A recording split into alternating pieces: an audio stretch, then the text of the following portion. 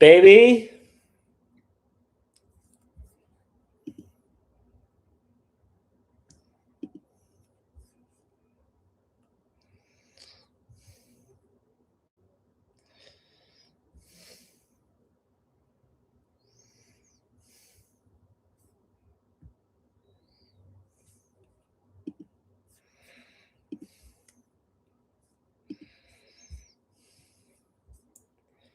Oh, we're live. All right, we're live. We're doing this. Ah,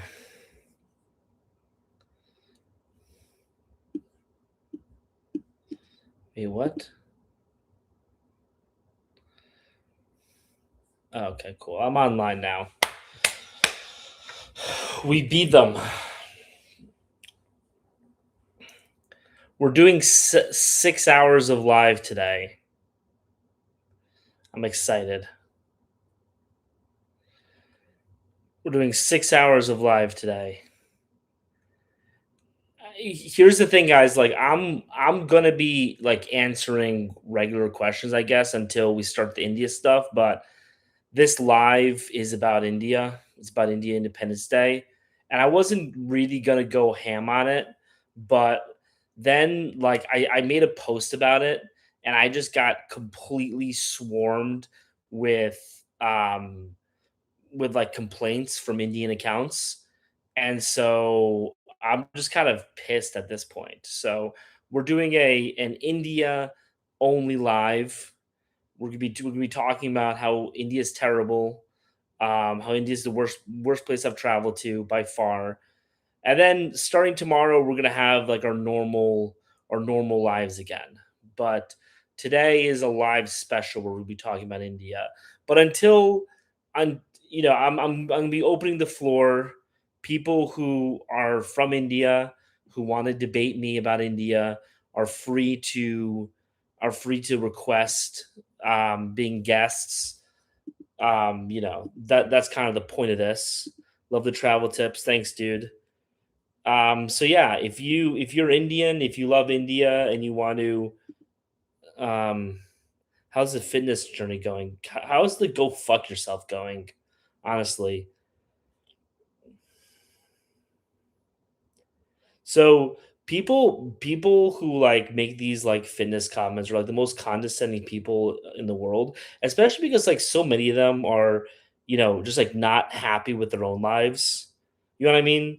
Like, these people who hop on my lives, hop on my comments, making these fat jokes. You're so clearly unhappy with your life. You're so clearly unhappy with the fact that like you are fit and your life sucks, and me, a fat ass, my life is better than your life.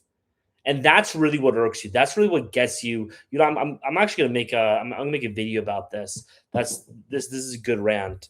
But like the reason why you guys make these fat jokes at me is because you're upset that even with me being overweight, I'm still living a better life than you, which shows how incompetent you are fundamentally. Um, Rage baiting. I'm not sure. But anyway, is India a good passport bro destination? Not really. I mean, the problem is that you have to like date Indian girls. You know what I mean? Like India is the worst country that like that I've traveled to. And speaking about my weight, as you guys can tell, I'm overweight. India has some of the best food. Um, thanks, dude. Uh, India is one of the best food countries I've been to, right? And it's still like by far like I still absolutely hated the experience, right?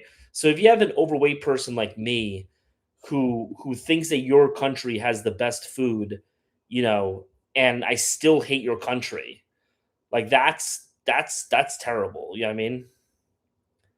Yeah, India has great food, man. I'm not like it's not the best food. My food rankings, number 1 is Japan, number 2 is Peru, but India's number 3.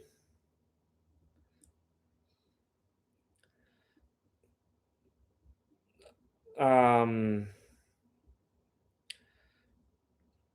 Dude, that's actually one thing, and, like, Greek food, bro, do you really think I've never tried Greek food?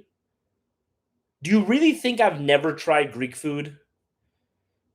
Is that actually, do you actually think that?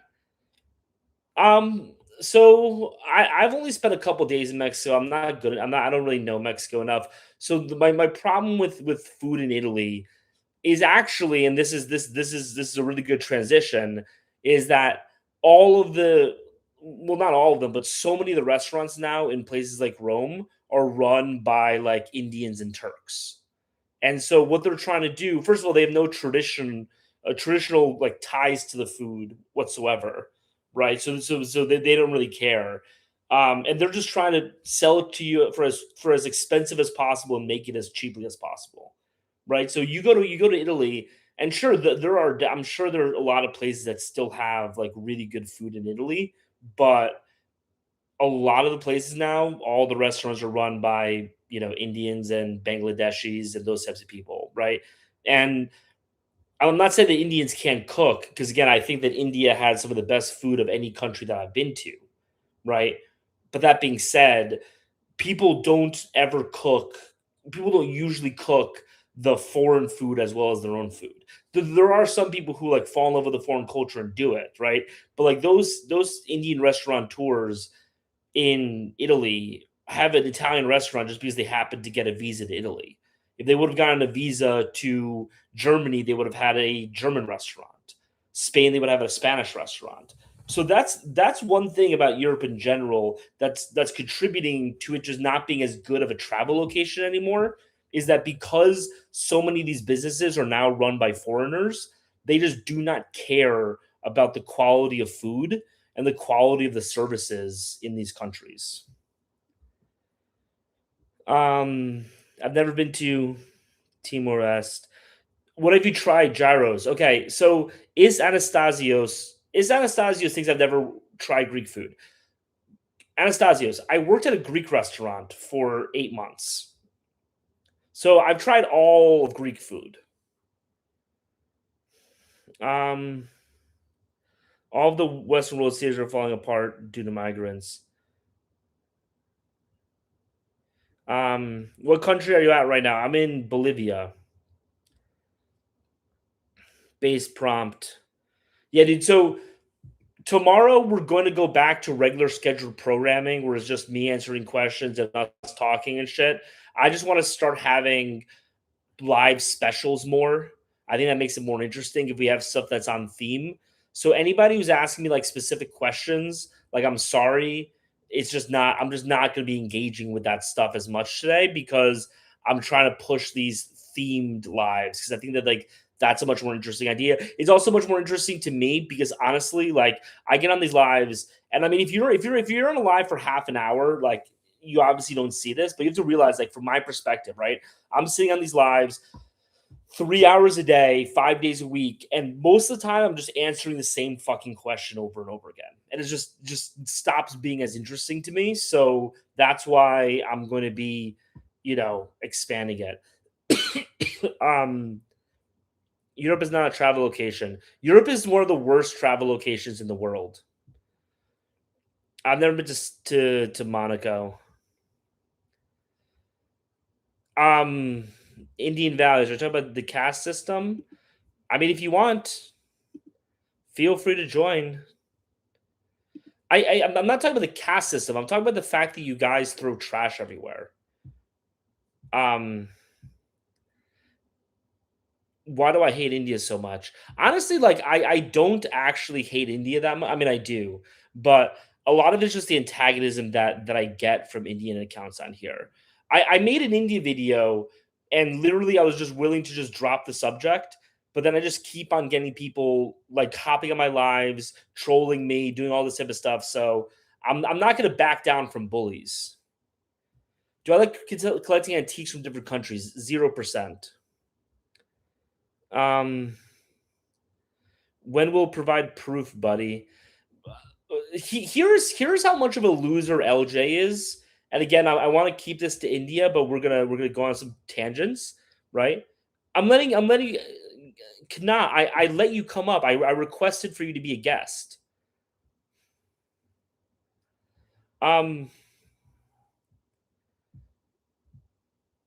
Anyway, what are y'all gonna realize Brazil is the best place? I love Brazil. It's not my favorite place, but like it is a great place. This guy LJ keeps on jumping on my lives to be like, you're all talk. And it's like, why don't you just ignore me? There are a million content creators out there, man. Like, why are you like if you think I'm so full of shit, why are you spending your time asking for proof of stuff? Just shake your head and move on. Um, where people travel to USA, India, Iran, stop Europe on top. So it's funny that this guy says that like this guy lists all of the places that I would never tell someone to travel to. The places you should travel to are Brazil, Argentina, Colombia, Costa Rica, Thailand. Not Thailand as much anymore, but if you're a rookie traveler, I think Thailand is good. Vietnam, Japan, South Korea. Anyway, haven't been to Poland. Yeah, I've spent like 5 years of my life in Poland.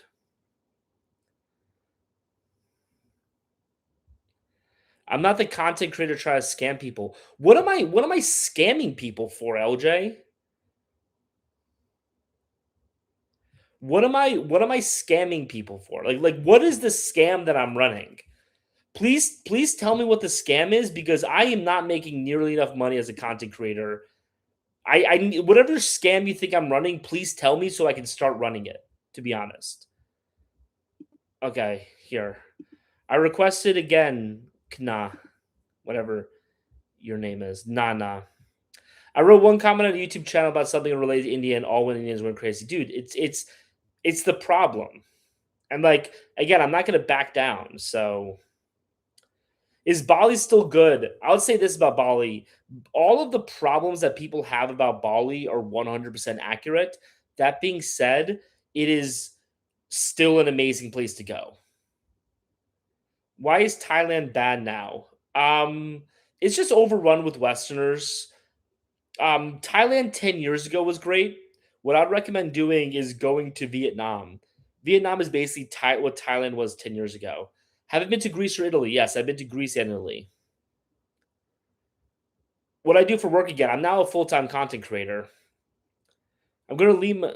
Show us your girls. How can we believe you? So I'm not. So LJ, I've said this to you many times.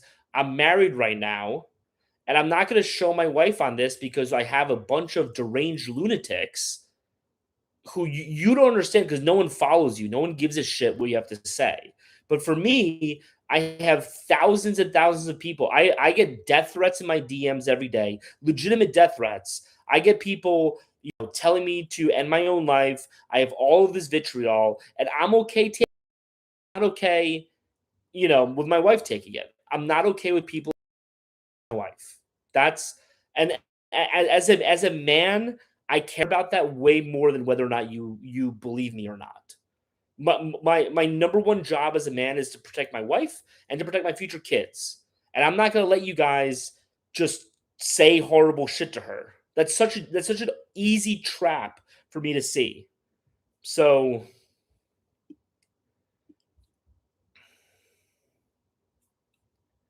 that's such an easy trap for me to see. So I'm not doing it, man. So believe me, not believe me, I don't care. I'm not showing my wife to you. Um,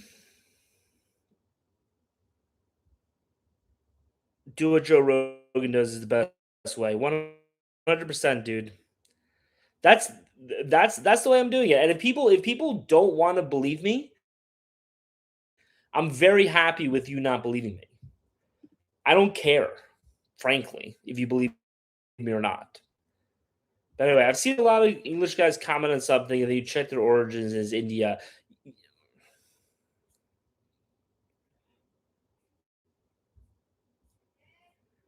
Puedes usar puedes usar data de teléfono, no Wi-Fi.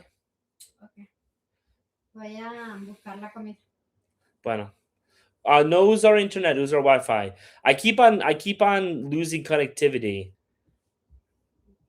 Um, but anyway, My wife is about to get pizza. Te amo.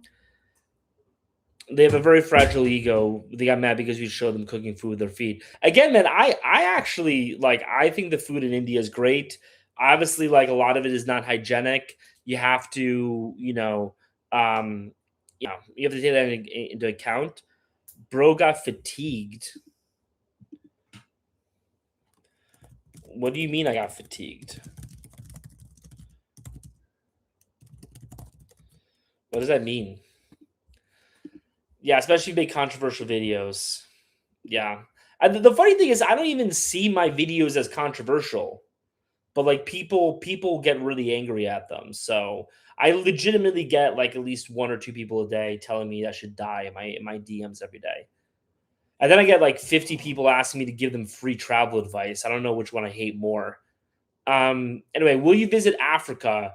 Um, I have no problem with visiting Africa, but I thought I was bad at Spanish. Just gave me a boost of confidence. All right, bro, shut the fuck up.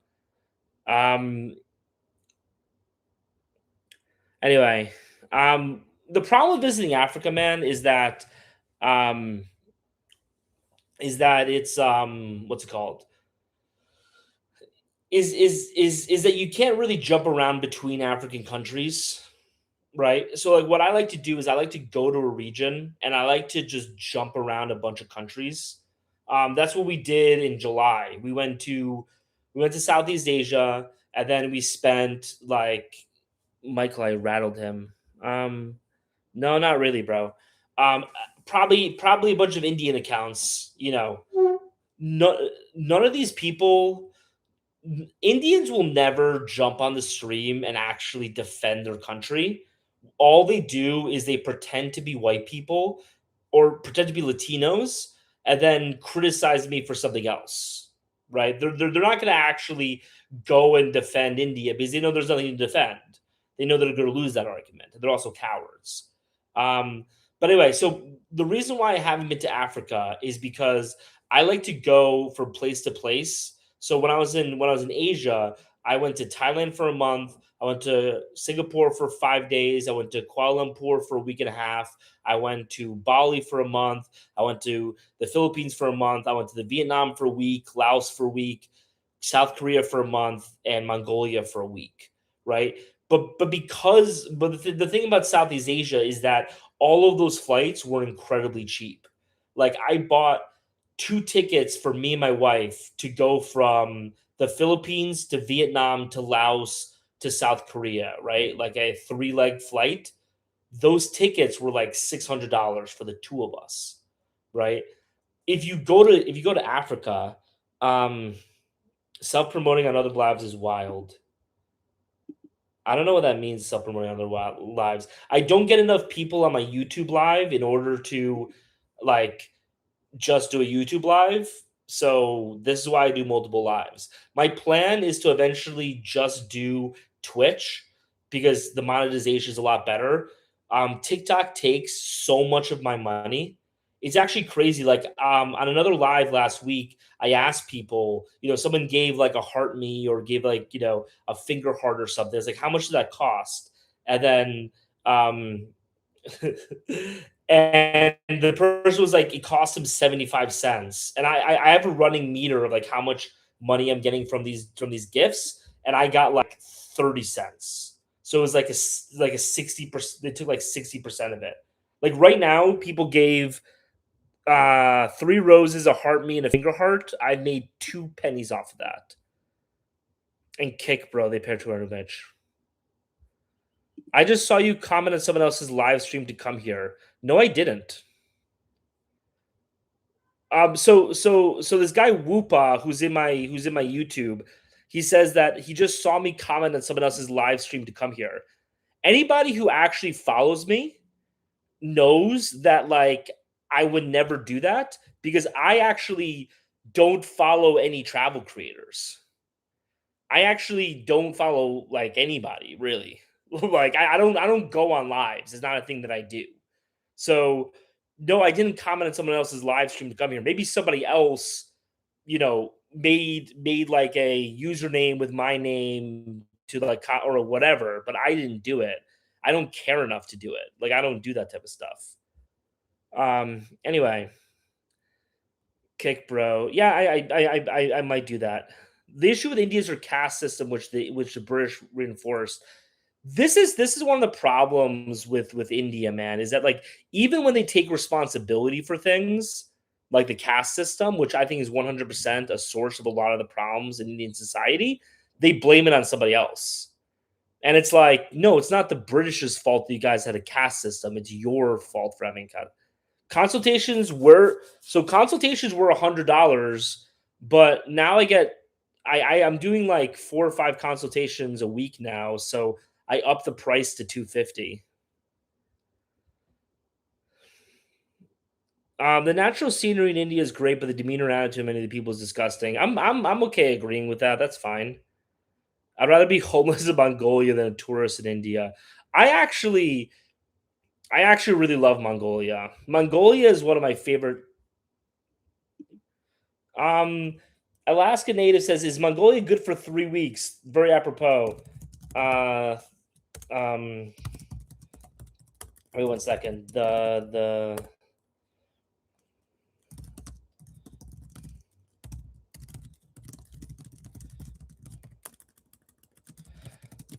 so Alaska Native from Twitch actually asks, "Is Mongolia good for 3 weeks? Are the women good in being open, etc.? How's the English? The English is fine. I just wouldn't. I don't know if Mongolia is like. If you haven't really traveled outside the United States, I'm not sure if Mongolia is really the play. I love Mongolia, but like I wouldn't. I'm not really sure. Like I, I'm pretty sure I'd like prioritize other countries over Mongolia if that makes sense. They in the chat right now. India's the fine. Okay. Yeah. So here's the thing. User 948 whatever. Okay.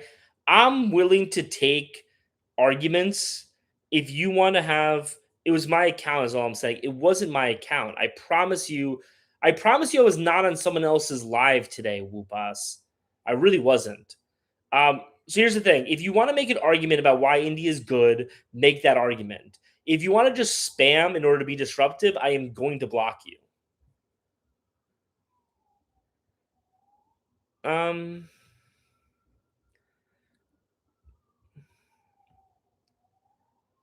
my sister's dating in India, and he doesn't even want to go there. I do want to say one thing, and then this is actually really important because like I'm in like a weird I'm in a weird like center of the Venn diagram where like consultations were $100. They aren't anymore. We're living in the future now. Do you ever have married guys that go on your tour? You shouldn't go on my tour if you're married, dude. Um, yeah, I never said you could your life is over. I just said I'm going to block you.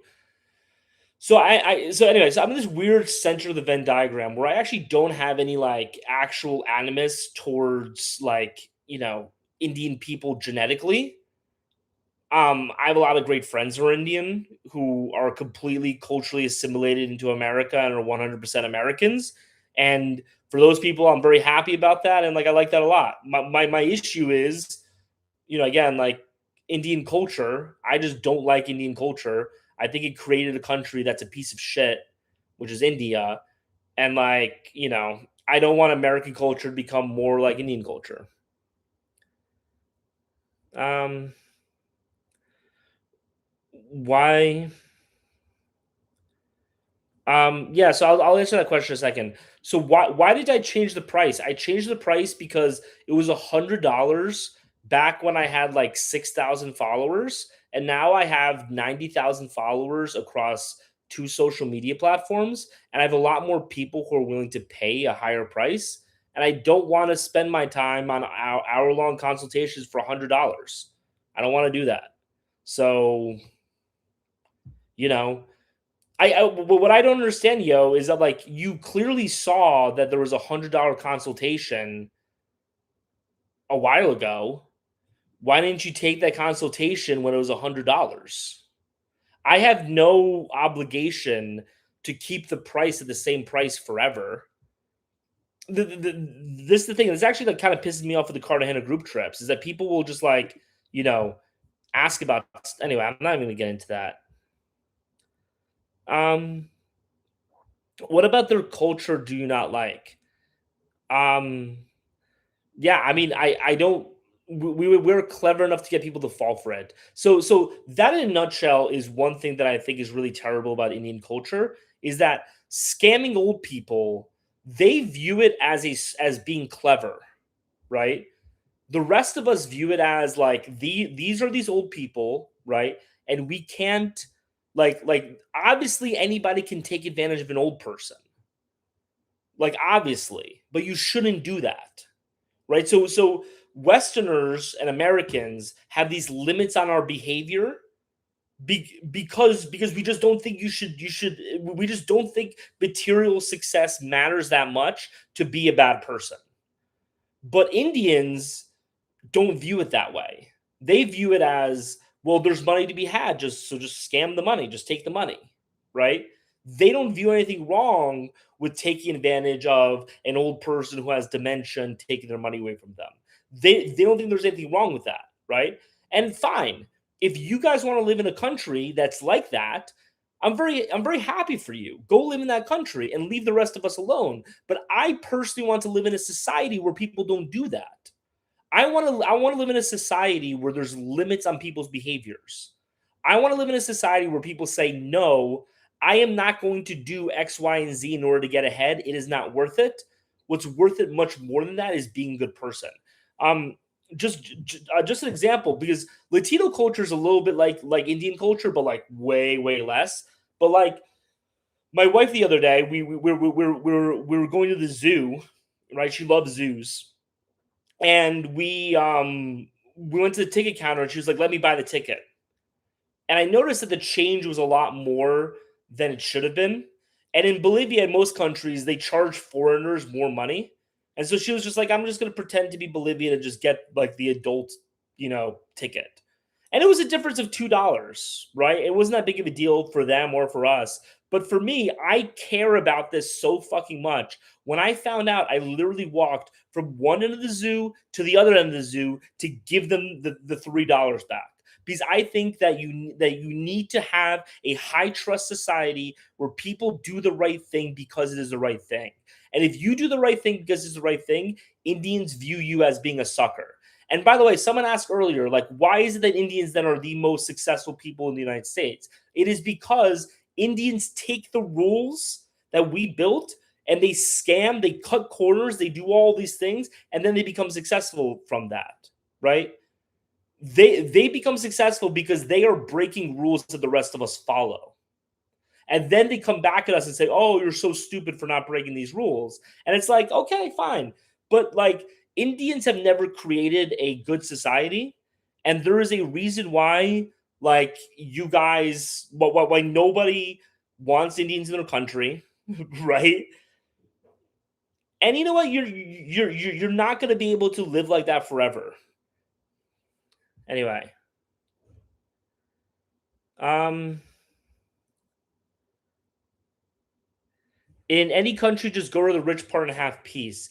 Yeah, I mean, but here's the thing though, yeah, the rich part in any country is nice. That doesn't mean that the country's nice. The country is nice when like a like regular part of the country is a nice place to be. Um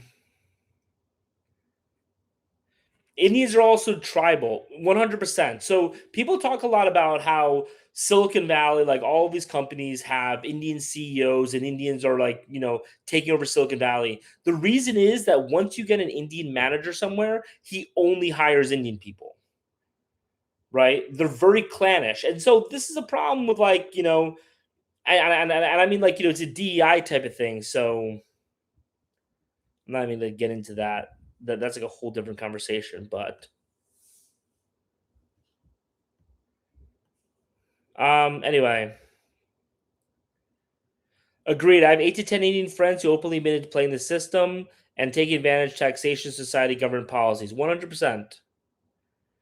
Is anyone not clocking the fact that he's literally being racist right now? I'm not being racist because I've said before and I say again, like my problem isn't with people who are like genetically Indian, right? Like I literally like 25% of the people at my wedding were baby Trier Branca.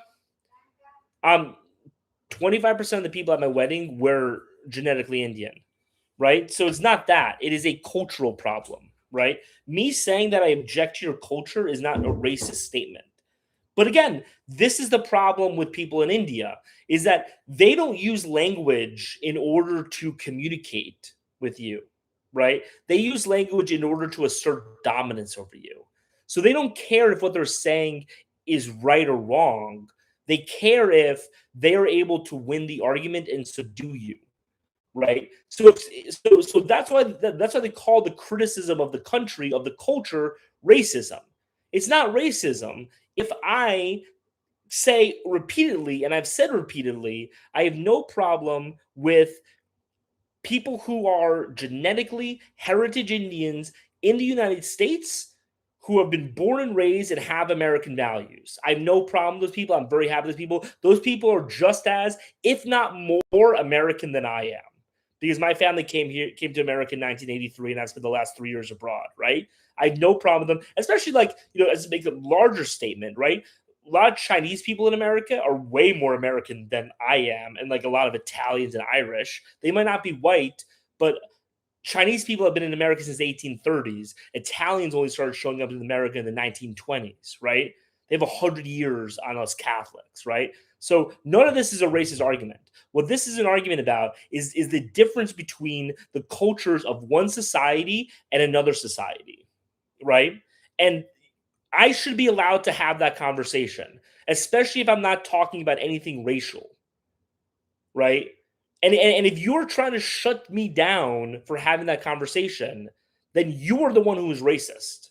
Because you're saying that a white person is not allowed to have a conversation about the culture of his own country. Like, what are you talking about, right? And this is important because right now in America we have millions of H-1Bs. We have millions of immigrants from India who are coming into America and making America more like India.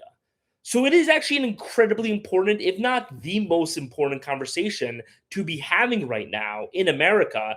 Do you want your country to be more like India? That's an important conversation to have because right now there are people who are putting in public policy in order to make that happen. And it's not just the Democrats, it's the Republicans too. The head of the GOP in Texas is Indian, is an immigrant, wasn't born in the United States, right? So, anyway, I'm going to reiterate again. I'm going to keep on reiterating. I'm not making a racial argument against people of Indian descent. I am making a conversation about the culture of India. And so, if any of you want to have a conversation about that, you're welcome to. Um, oh, okay, that's fair. Italians came in 1850. Um, been suggested to go there a lot. I'm Indian, went to India for the first time last year. The place was a shit show. 100%. And I'm pretty sure Vagabond is like a normal American dude who like, obviously has some Indian culture in him, you know, just like I have some Polish culture in me, but he seems like, anyway. Um he's being real. Look inwards. I love Albania, dude. I love Albania. Um Yo, they believe they're above criticism. They aren't making it more like, yeah, Dun Dun. I'm waiting for like, so Dun Dun and Zoeb. By the way, Zoeb is a good dude. If it's okay, I'm keeping the line open right now for somebody who is like Indian who wants to argue with me and not just put in comments. So if someone is like that, please, request to have a conversation with me. You can, right? But for Dun Dun and Zoab, I'm gonna let you guys on later. I appreciate you guys. Well, like I want to start out with an argument. and then we could like discuss it afterwards. Is that fair? Do you guys think that's fair? I would 100% visit Bhutan. I would visit anywhere in the world. Ball is goaded. American values are freedom of belief and expression for all. I no, that's not like yes, those are American values, right? But like that's not like what American values are. Oh, Vern, yeah, sure, Vern. Let's debate, man. Let's debate, bro. What's up? All right. So I do think that it's concerning, but I feel like we're out of options for what we can do. What do you mean? Like we can slow it down, but with the system in America, I feel like it's only going to be time before there's a minority of us and there's a majority of them. Yeah, I mean, it's a huge concern. But what are we gonna do? you know, I our mean, what can we do? get rid of the H-1B program to start off with. Um, like that's easy. You What's know, going on, fellas? hey, are you gonna debate me about India? Because Vern, I don't think this is a debate about India. This is a debate about like whether or not No, we no, should. I wasn't gonna debate either. Oh, okay. Plus, but no, I just agree with you for the most part. We don't hate the Indians. It's just too many of them at this point. I just Way too many. I They just procreate like 5 times the amount that a white person does. You can 100%. see Yeah, by and the they're country. just they're just not respectful. Um, Ah, all right, so I'll they- I'm gonna keep the lines open for people who want to debate me, but I appreciate you guys jumping on. And then in like 20 minutes, if you guys are still on, I'll bring on a bunch of people to have a conversation about it. How does that sound? Yeah, All but right, I bro, feel no like worries. yeah, I agree. But I feel like we need to talk about actual solutions to find some way to solve this because this is a massive problem. We Yeah, should like I have guess some we'll do it in a round table or bit. I'll back something out then. for that's fair. solutions to solve it. All right, here. So my solution. So thank Democrats for the invasion. It's actually not. So here's the thing. It's actually not the Democrats' fault. Like Indians coming to America is not Democrats' fault. The H-1B program was actually, you know, was actually put in place by George H.W. Bush. It's all of the big corporations that want basically like their cheap slave labor. Indian Independence Day is coming soon. Yeah, so that's actually the impetus for this. Anyway, somebody was arguing with me. Ash Comics. Do you want to join? Do you want to join and debate? Egyptian women are really pretty. Um. Okay, I guess he doesn't want to debate. They aren't making it more like India. America's melting pot. So here's the thing, right? Like, even if America was a melting pot, which like I don't really think it is, right? Like, even if America is a melting pot, that still includes the idea that America is becoming more like India, right? So like if America is a melting pot, then when stuff you know melts in, right? Like if America is a soup, right? Like when you put chicken in that soup, it changes, the taste. You know what I mean? Um. Anyway, yo, Dun Dun, are you still here? If you are, throw in a request, and then Zoeb as well. We don't have any debaters right now. We're gonna make this interesting. Zoeb and Dun Dun, come on. That was white at one point is now turning brown. Um. Yeah, I mean, English people have terrible teeth, I guess, but like that's not really the name of that's not really the topic of the discussion, but there needs to be a greater filter. Here's actually a huge problem that I have with that type of argument. And like I'm not criticizing you for saying it because like, I think it's fair, right? and this is something that I realized is that, you know, for a long time, and this is honestly what kind of radicalized me on immigration, right? Is that for the longest time the argument was we need the good immigrants, right? Like, okay, we're not going to get the bad immigrants, but we're going to get the good immigrants, right? The problem, though, that I've noticed over the past 3 to 4 or 5 years is that it seems that the number one priority of the good immigrants, the second they come into America, is to push for more immigration. You know what I mean?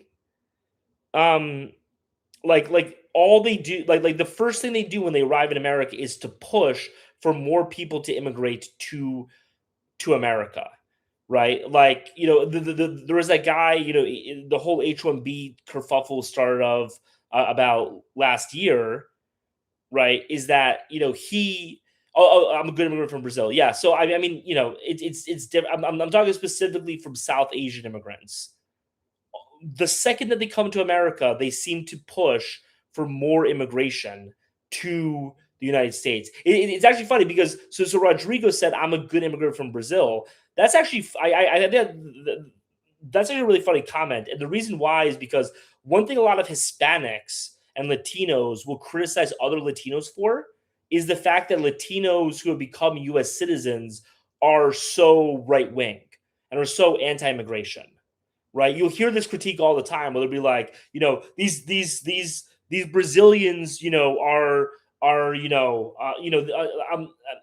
especially they make these argument with Cubans, right? They're like, you know, Cubans, the second they get their papers, they're like, no more immigrants, and it's like that's actually what you want. That's actually the good thing in my opinion is that once you immigrate to a country, you need to, you know, be of that country. You need to have allegiance to that country.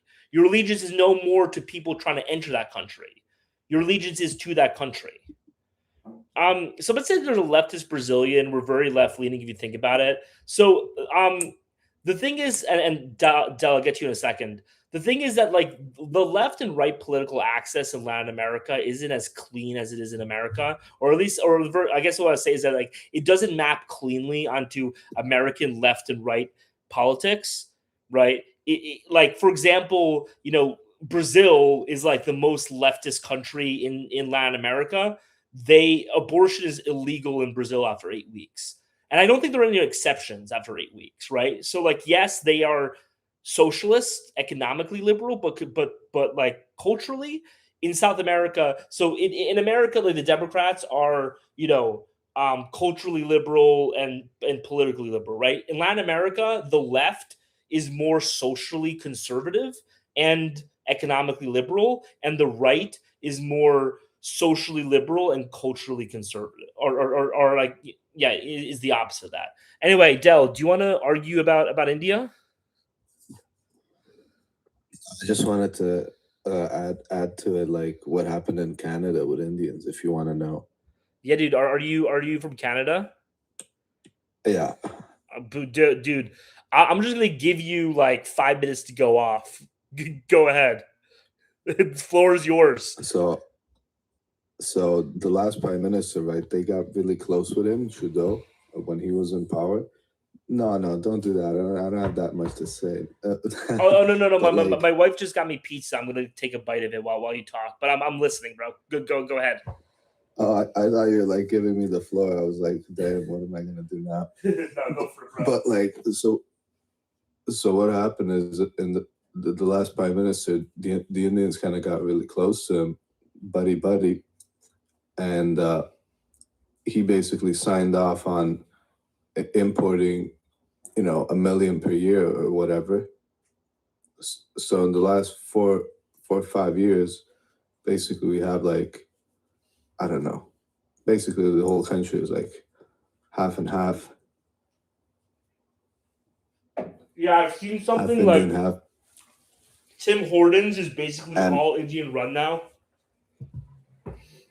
But what happened is they found a loophole, right, and they abused it. It was like a system to get young people, you know, like students, like for international students. It was supposed to be like just to come over to study, but since they all like they really work hard to get into government as soon as they can. Like that's their like MO. Like jump into government as soon as you can, and at any level, like local, any sort of level you can. So what they did, they jumped into the government, and obviously that international student, like they just upped the like how many hours you can work, all your rights as an international student. They just let it go up and up, and then they brought in like basically millions of people using that loophole of the visa system, and now even here, like people are like really cool with immigration here, but it's become like we don't want all these people from one exact place. It's a shit show. And now that this new guy is in Carney, right, and they're like, oh, we're gonna have to do something about that. We're gonna deport these people.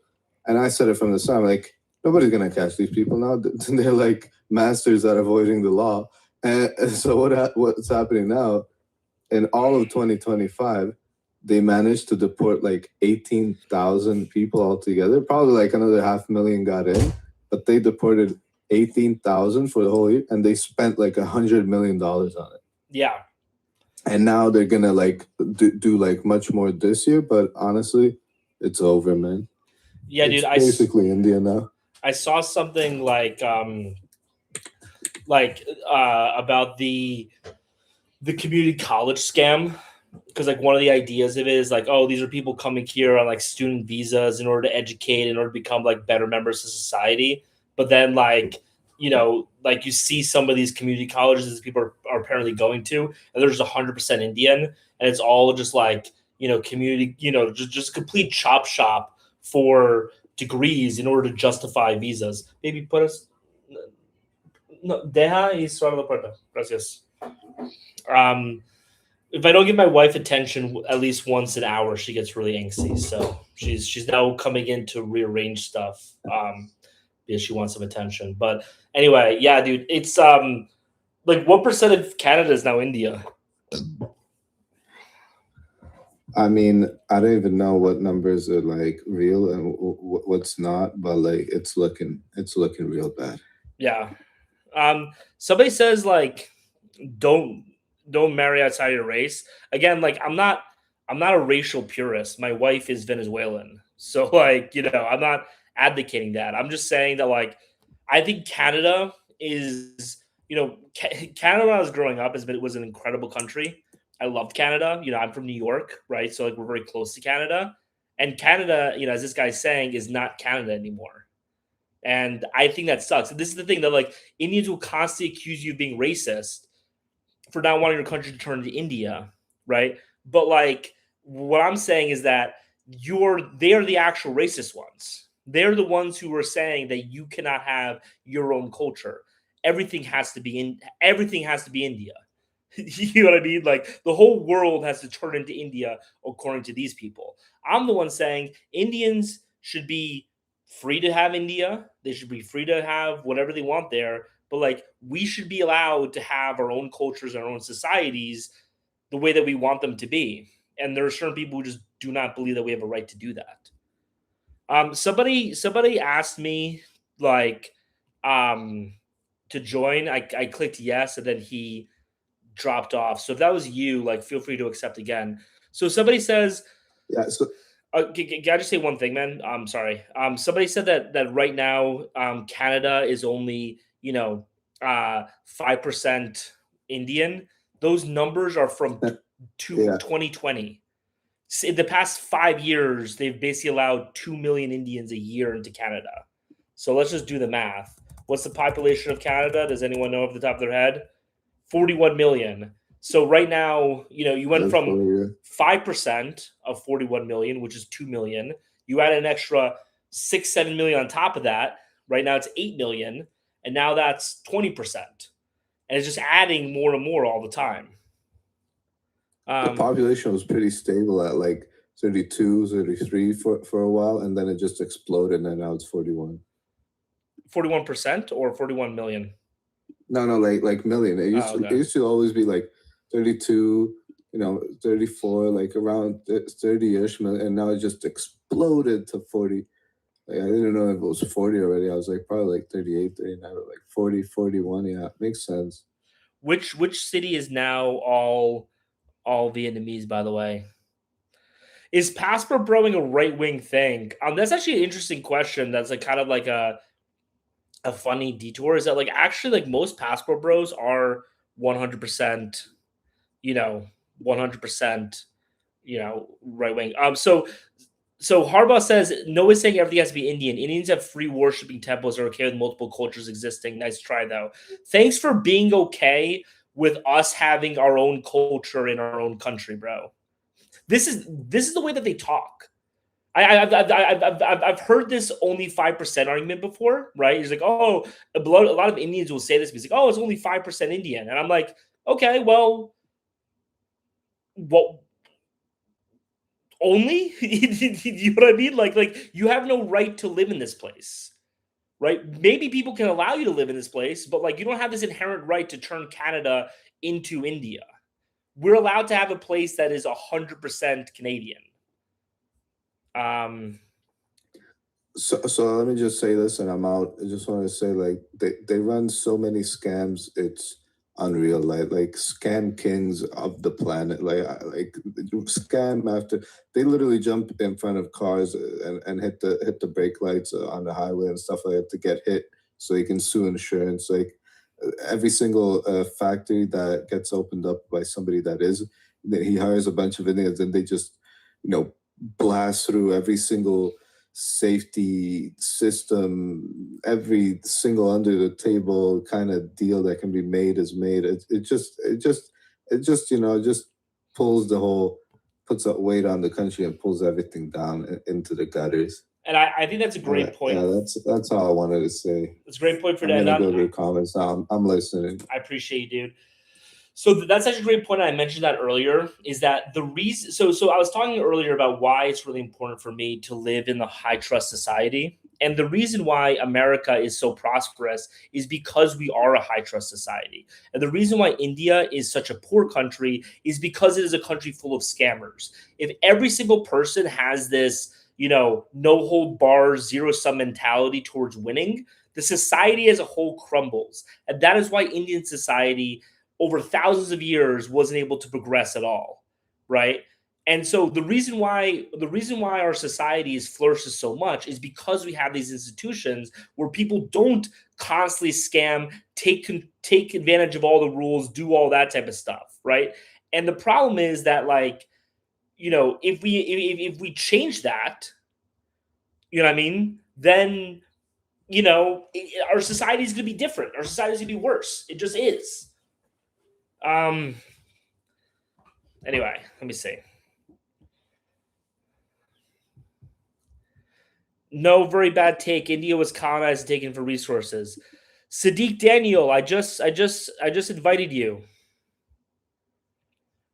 So claim number 3, Sadiq, is that British colonialism was a net positive for India. They did not used to be rich before colonialism. That is not true. One of the easiest ways to tell that India was not rich before colonialism was that India got conquered by like 5,000 people. Seriously, so let's look at this. Like, how many soldiers were present in India in 1850? How many British soldiers were present in India in 1850?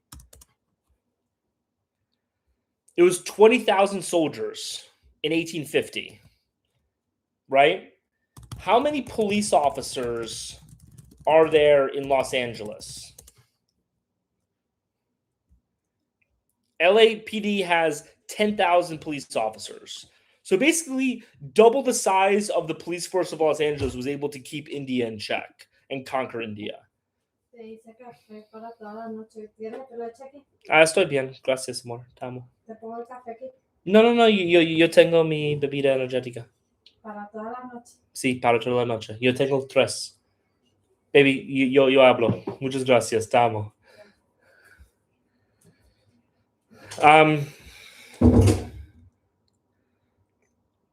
LBD Kim Indian check, go to comparison. Dude, it's crazy. And so that's one of the funny things is they'll tell you, they'll be like, You know, India was this incredibly prosperous, incredible society beforehand. And it's like, then why were you taken over by like 5,000 people?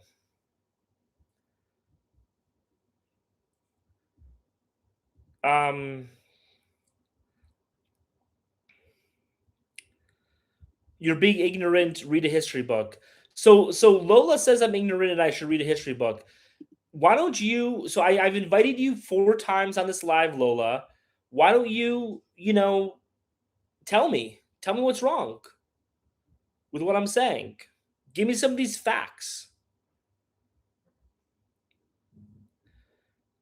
Um,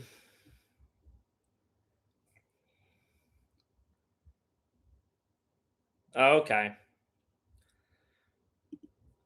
This is deeper and includes slavery. So Sadiq Daniel, I literally I've been on this live for an hour now, and I haven't had a single. I've had a lot of India defenders in the comments talking.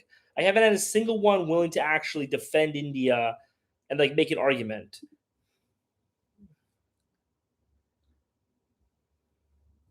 Yeah, Sadiq, I've given you like five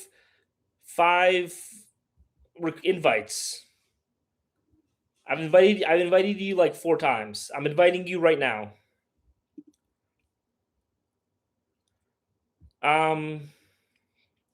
It's funny because Harbaugh hater is now turning this into a conversation about Israel.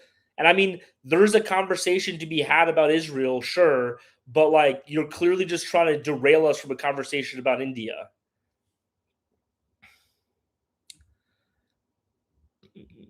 India literally still uses buildings and trains that the British built and still teach their language. 100% too.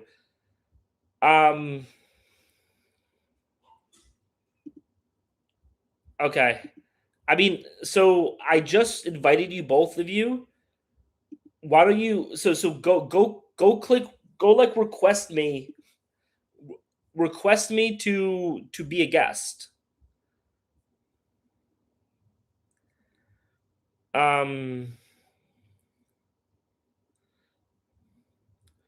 I want to say Indian culture is good with morals and arranged marriages. I literally just want a single Indian defender to just come on this live. Sadiq, somebody literally just came out as a live that was just talking. So it's clearly a you problem.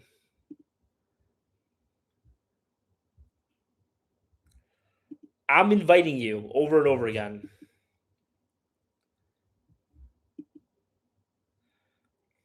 Here, why don't we do this? I'll show you my screen. I know this isn't riveting television for people, so I apologize.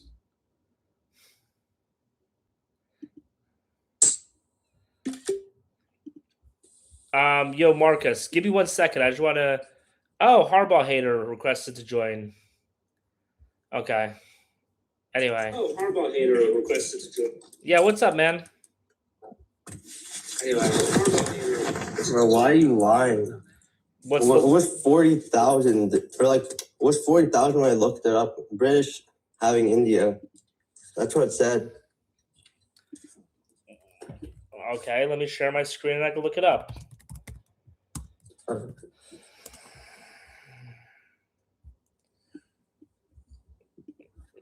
I'll share my screen. No, it was 5,000 taking over a nation of like 400 million. Well, he said 20,000. How many British soldiers were there in India in 1850? 20 to 30,000. Oh, I thought you said 5,000.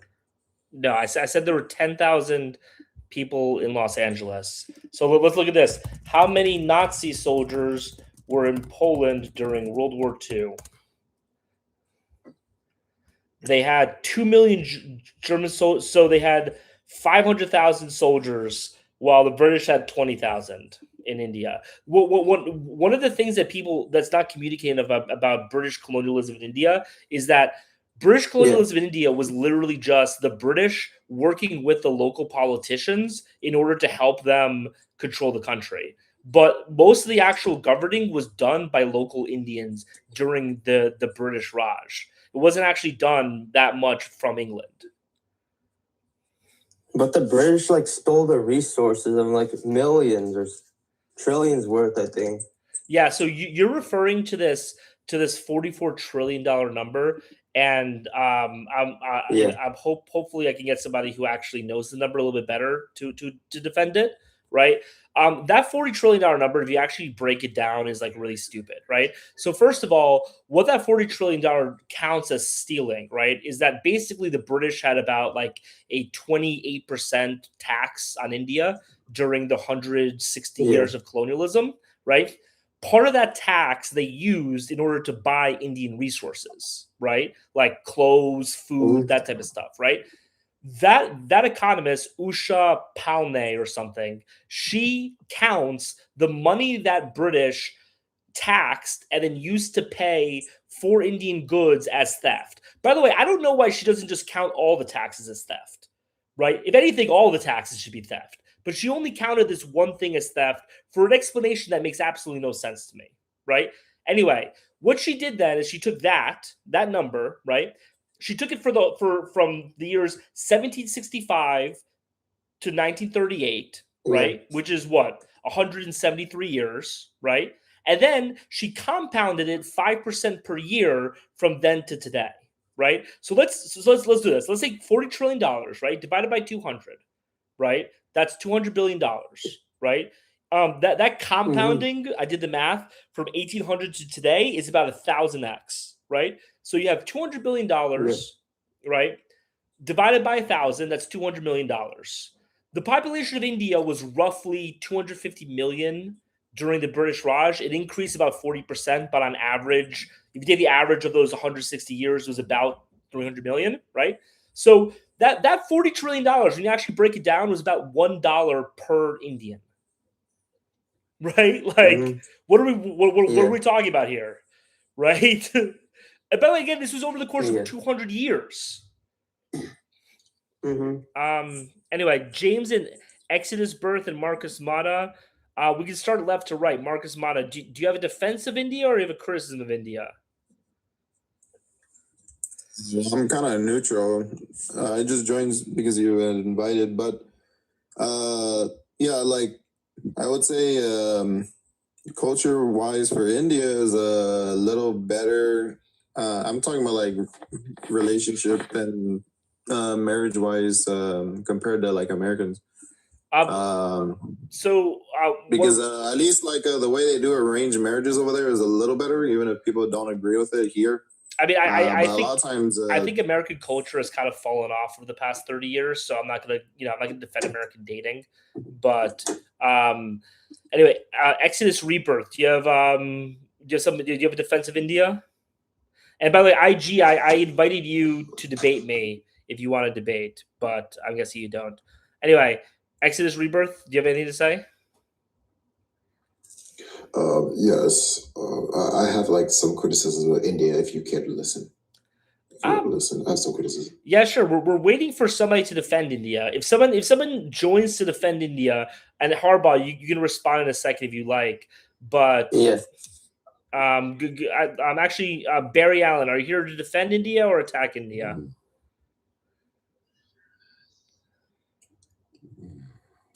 I guess he's here to do neither. I got a question. Go for it. I got a question. Okay, so what about the so-called famines that like India endured? Like, is that in part the British fault?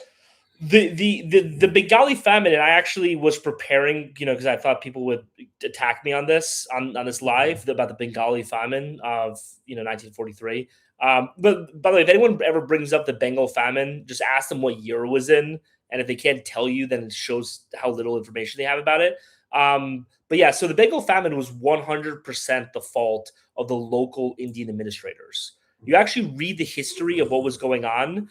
It was 100% their fault. Now I can go on. I can do like a blow by blow analysis, but the most transparent reason why it was the fault of the local Indian government for the famine was there was literally a law passed. I think it was in 1883 called the Famine Act in England, and basically it said if there is a famine in India, all the local Indian governments have to do is just declare a famine, and once you declare a famine, you get all the food you need. And none of the local Indian governors would declare a famine during the Bengali famine. Literally 3 million people died from famine, and they refused to declare a famine. Which if that isn't the most transparent critique of Indian culture, I don't know what it is. And the reason why they didn't do it is because they didn't want to admit that there was a famine. Right? So you had these rich people whose policies were causing a famine, right? And I'll get into another reason why it was clearly a policy failure in a second, right? Their policies were clearly causing a famine. They did not want to admit that they were causing a famine, and so they would rather have 3 million of their own people die than have the shame of admitting that there was a famine. And the reason why we know that there's a famine, by the way, Sadiq Daniel, I'm gonna address that Irish potato famine because you clearly don't know anything about either of those historical events, right? Is that in India during the Bangladesh famine in 1943, they produced 17% more rice in 1943 than they produced in 1941. And this is a number from an Indian economist, right? And he came to the conclusion that it was 100% a policy failure by the local Indian government.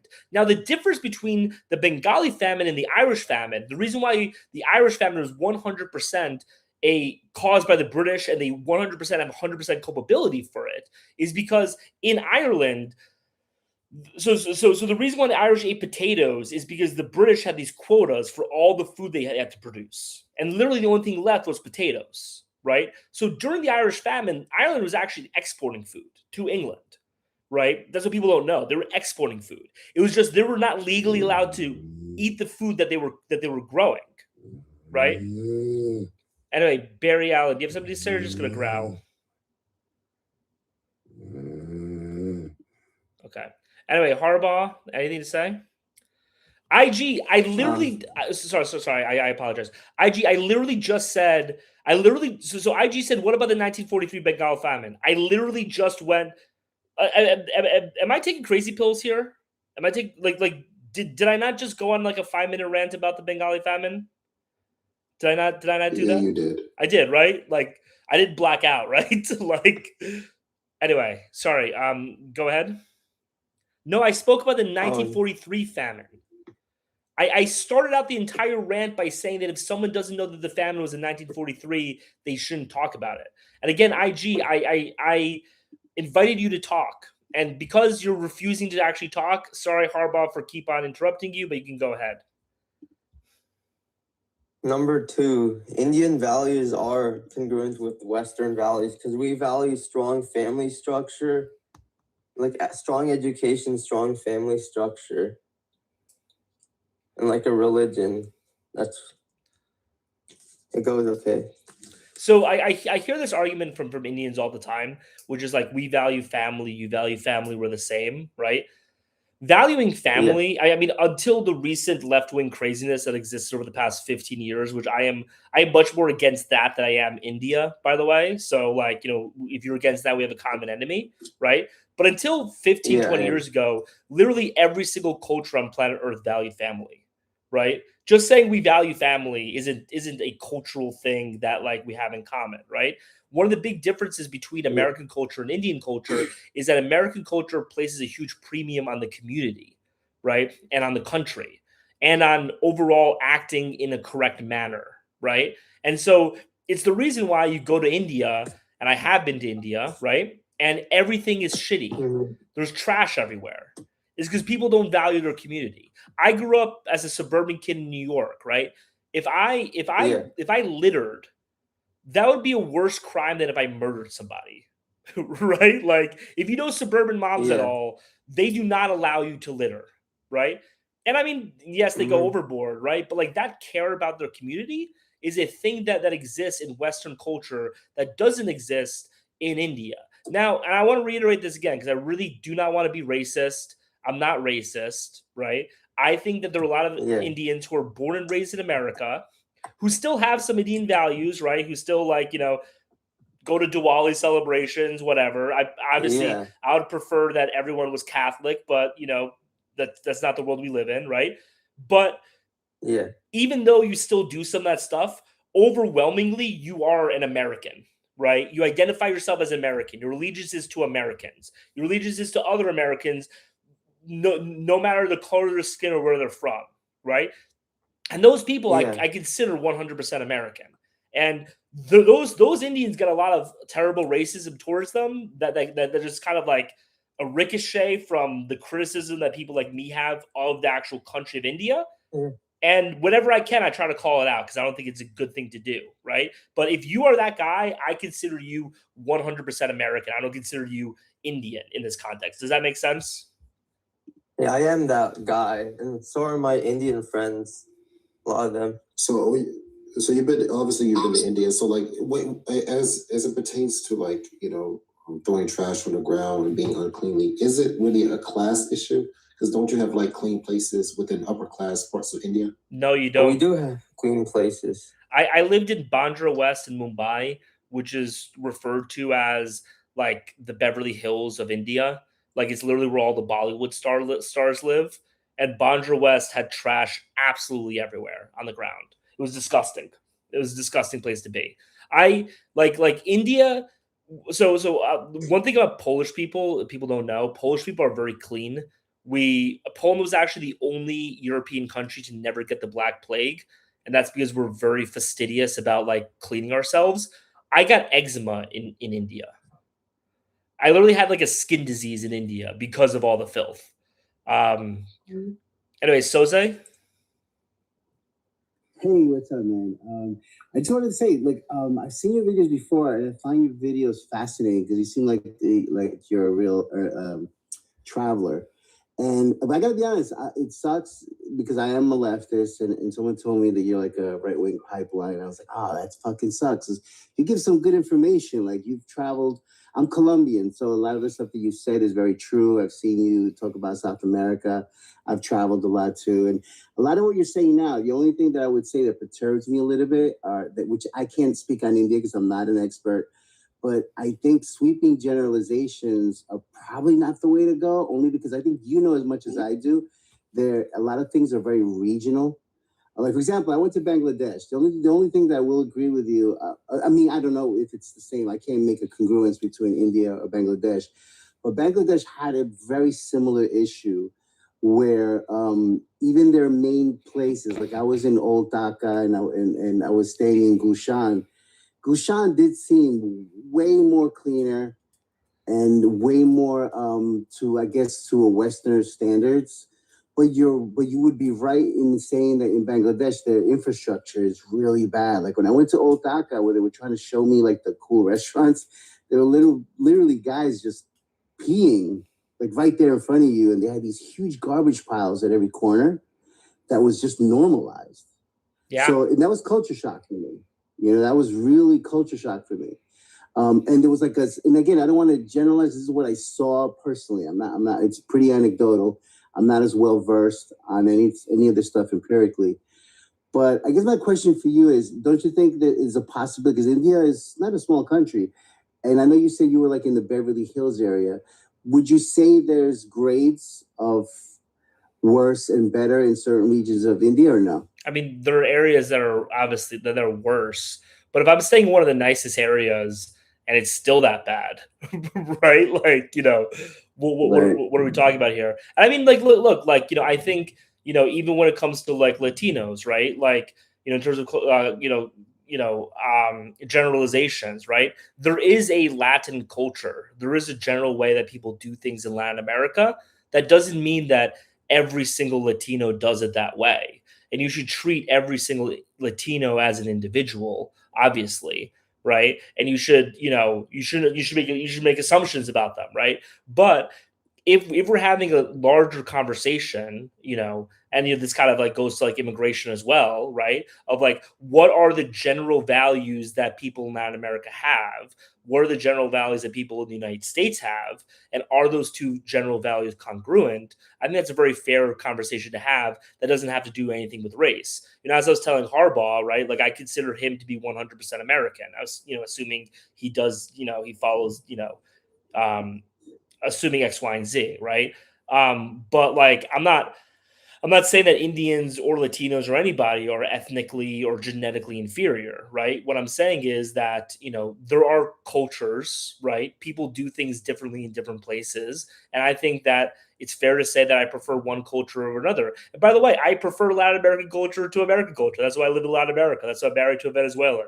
That's why I'm in Bolivia right now, right? So No, that's yeah. that's fair because I myself, I want to invest in something in Santa Marta in Colombia for the future.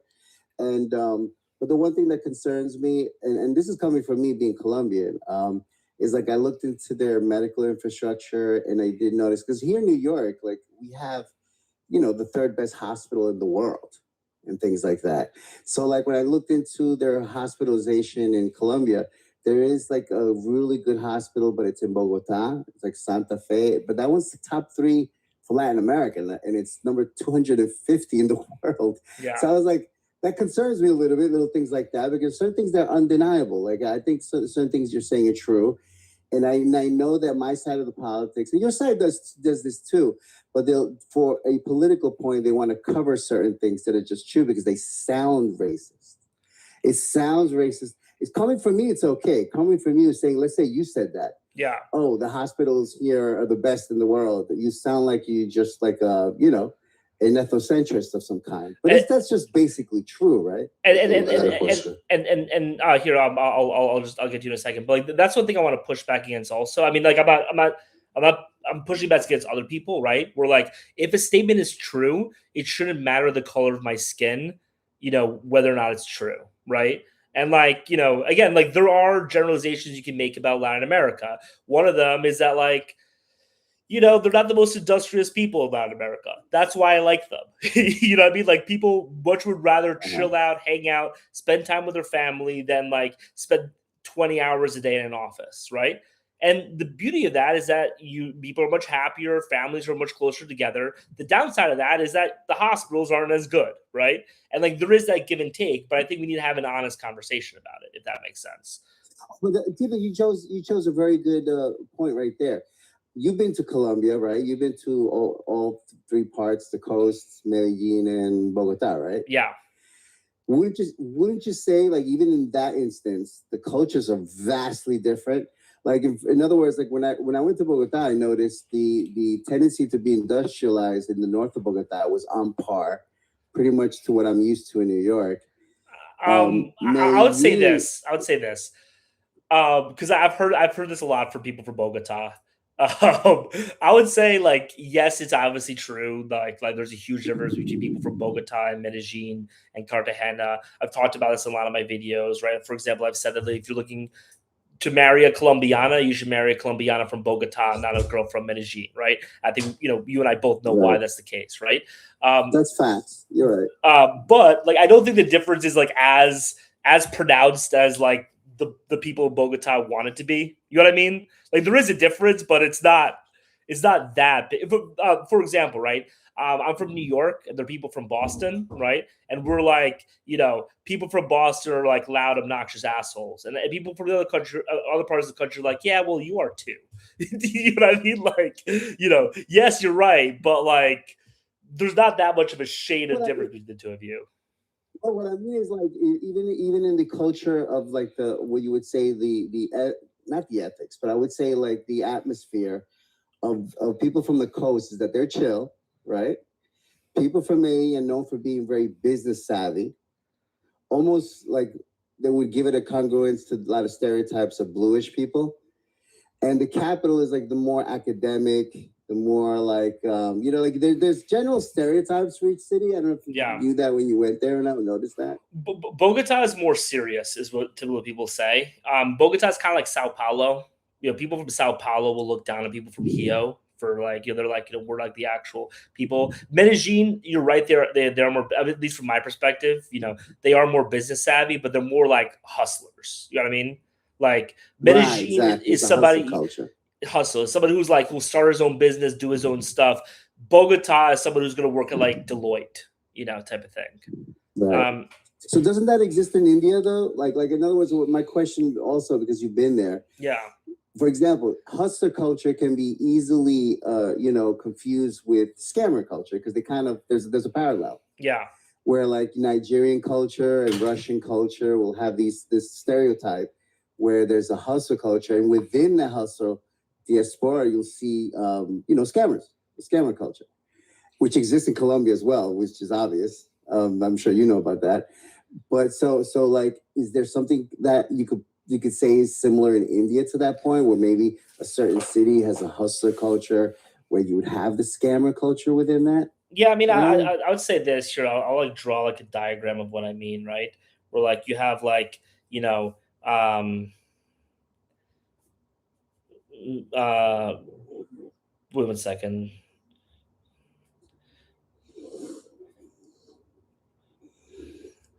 Uh,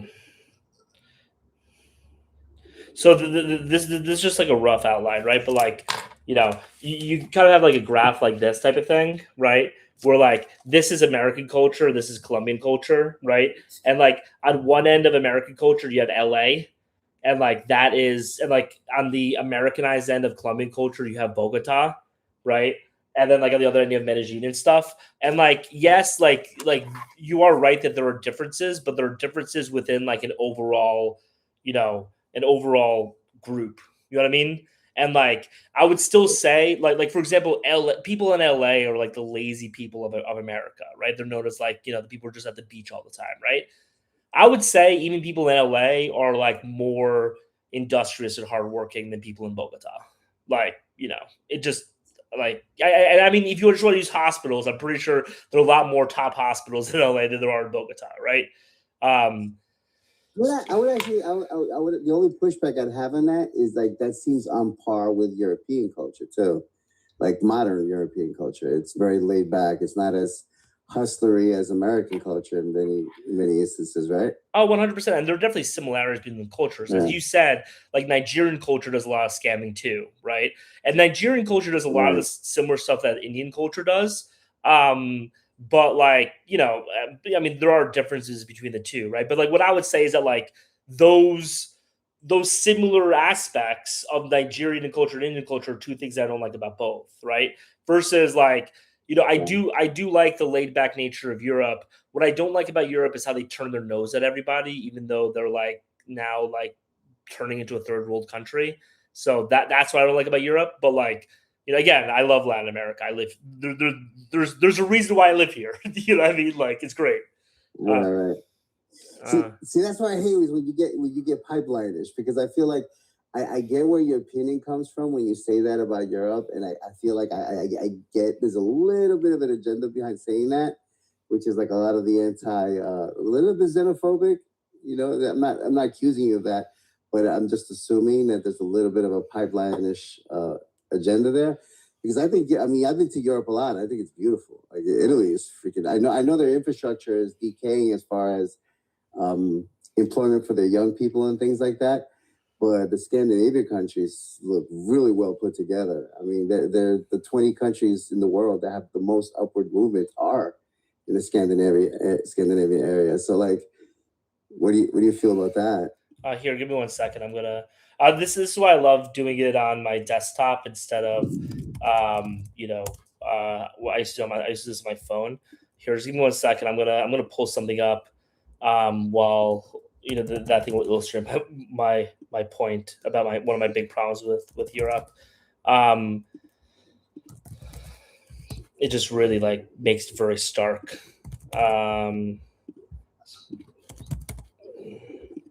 All right, so here I'm going to share my screen. Give me a second.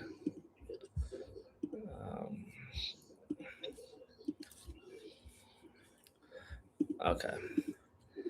So this is GDP per capita of the United States versus, kind of the big four, European countries. If you look, pretty much every single European country besides Germany is poorer today than they were back in 2008, right? So France, their GDP per capita is 46,000. 2008 is 45,000. Germany has grown by like, 8 or 9%. Italy is poorer today than they were in 2008, or are they? They're $500 per person poorer, right? While the United States, our GDP per capita today is 84,000, and in 2008 it was 48,000. So we basically doubled our economy since 2008, right? And so I don't think GDP is everything, right? But like, I think the fact I was that gonna like just say that, yeah. I think the fact I do think it is something. You know what I mean? It's not everything, but it is something, right? And I think that, like, for example, and I guess we're kind of going off topic, but if anybody wants to join and talk about India, we can. Is that at the WEF, everyone was focused on Emmanuel Macron's glasses. What people didn't focus on is how he asked China for direct investment into Europe, right? If you think about this, this would be inconceivable to ask for 40 years ago, right? Like 40 years ago, if you were to look at a paper, in 1985, right? French President, what was it, Mitterrand at the time? French President Mitterrand asks China for direct investment. You'd be like, that, like, what the fuck happened, right? It would be like if Switzerland asked Angola for direct investment, right? But that is how the world is just crumbling underneath Europe's feet right now. That they are now going around the world begging for money from China, and they don't want actual investment. Everyone knows this, right? They basically just want to pay off in order to start attacking the United States on the world stage, right?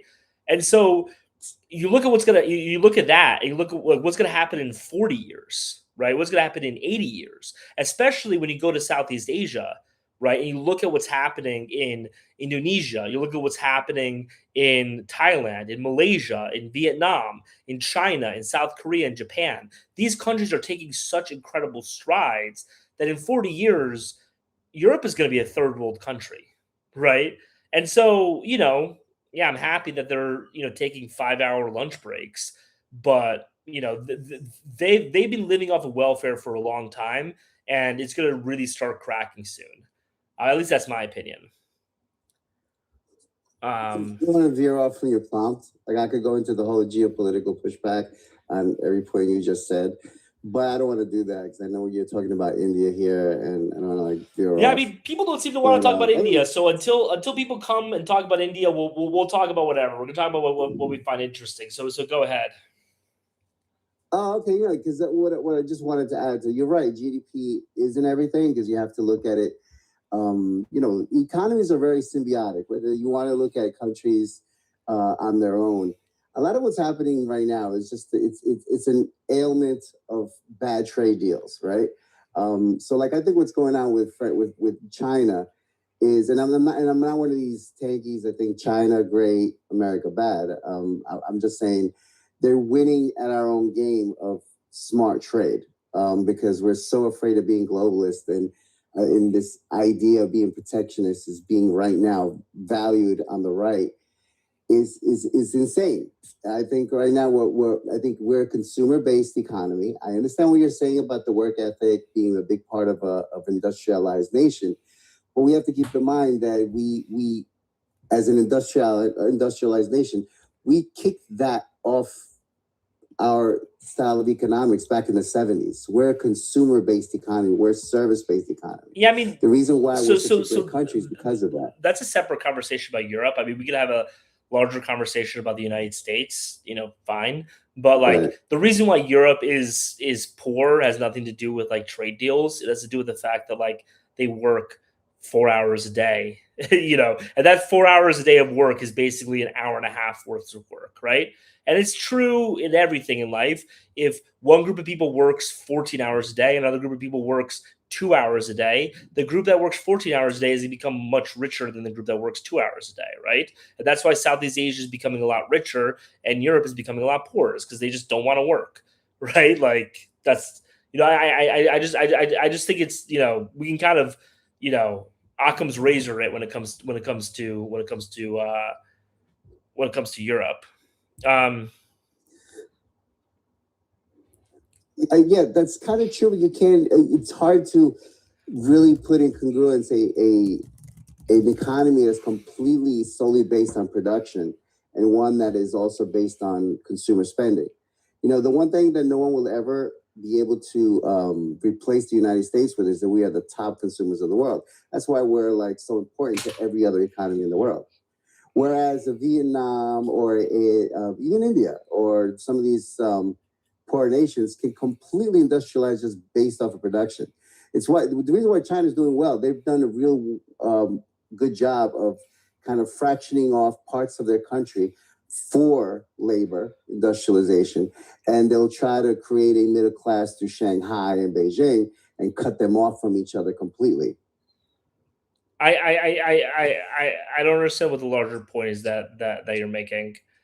In other words, that you can't generalize what industrialized nation is because there's different types of economies. That's pretty much my main point. Sure. I mean, my point is that the European economy is crumbling. So, I mean, whether it's an industrial economy, informational economy, or whatever, it's clearly, crumbling in front of our eyes. So, okay, we can define it Based on however what you want. metric? The one you showed me on GDP? GDP per capita, but also like literally the fact that like there's like the president of France is begging other countries for money, right? If you're going from a place where you used to be a colonial superpower that controlled 20% of the globe, and now you're walking around panhandling for money, like things have not gone well for you. And like we can do all of this theory that you want, sure, but fundamentally, if you go from controlling 20% of the world to panhandling, things are not going well. You know what I mean? But Canada is doing the same thing. You know why, right? Geopolitically, why this is becoming a thing is because the United States has become protectionist. It's kind of becoming an isolationist economy, and right now Europe and Canada, and they're feeling a little queasy about where it's going, having such a symbiosis dependent on trade with the United States. So of course they are opening up their economies to China, where we used to vilify China, and we're not doing that as much anymore. I mean, they're also like, I mean, Europe just signed a trade deal with India, which by the way, going to the general point of how India sucks, like literally every single trade deal that India signs, the number one thing they care about is being able to send Indians to that person's country, right? That's literally the number one thing that exists in every single trade deal that India signs with anybody, is being able to send Indians to that country, right? Which says a couple things, right? The first one is that those Indians coming to your country are not meant to benefit you; they're meant to benefit India. You know what I mean? Mm-hmm. Like it's just it's just not meant to benefit you if it's the number one demand of the other side, right? And what happens is, right, those Indians come to your country, they start pushing for more immigration from India, they start sending money back to India, right? They start having a lot of kids so that they increase the Indian population, and it's a form of conquest, right? And like as an American, I'm allowed to not be okay with that. For example, like we're planning on moving to Argentina in 2 weeks. Actually, we're moving to Cordoba, and me and my wife are talking about what we want to do, especially me being like a content creator, like all that type of stuff, right? And it's like how do I want to exist in Cordoba, right? And we're talking about how like what I want to do is I want to help businesses in Cordoba with my platform, right?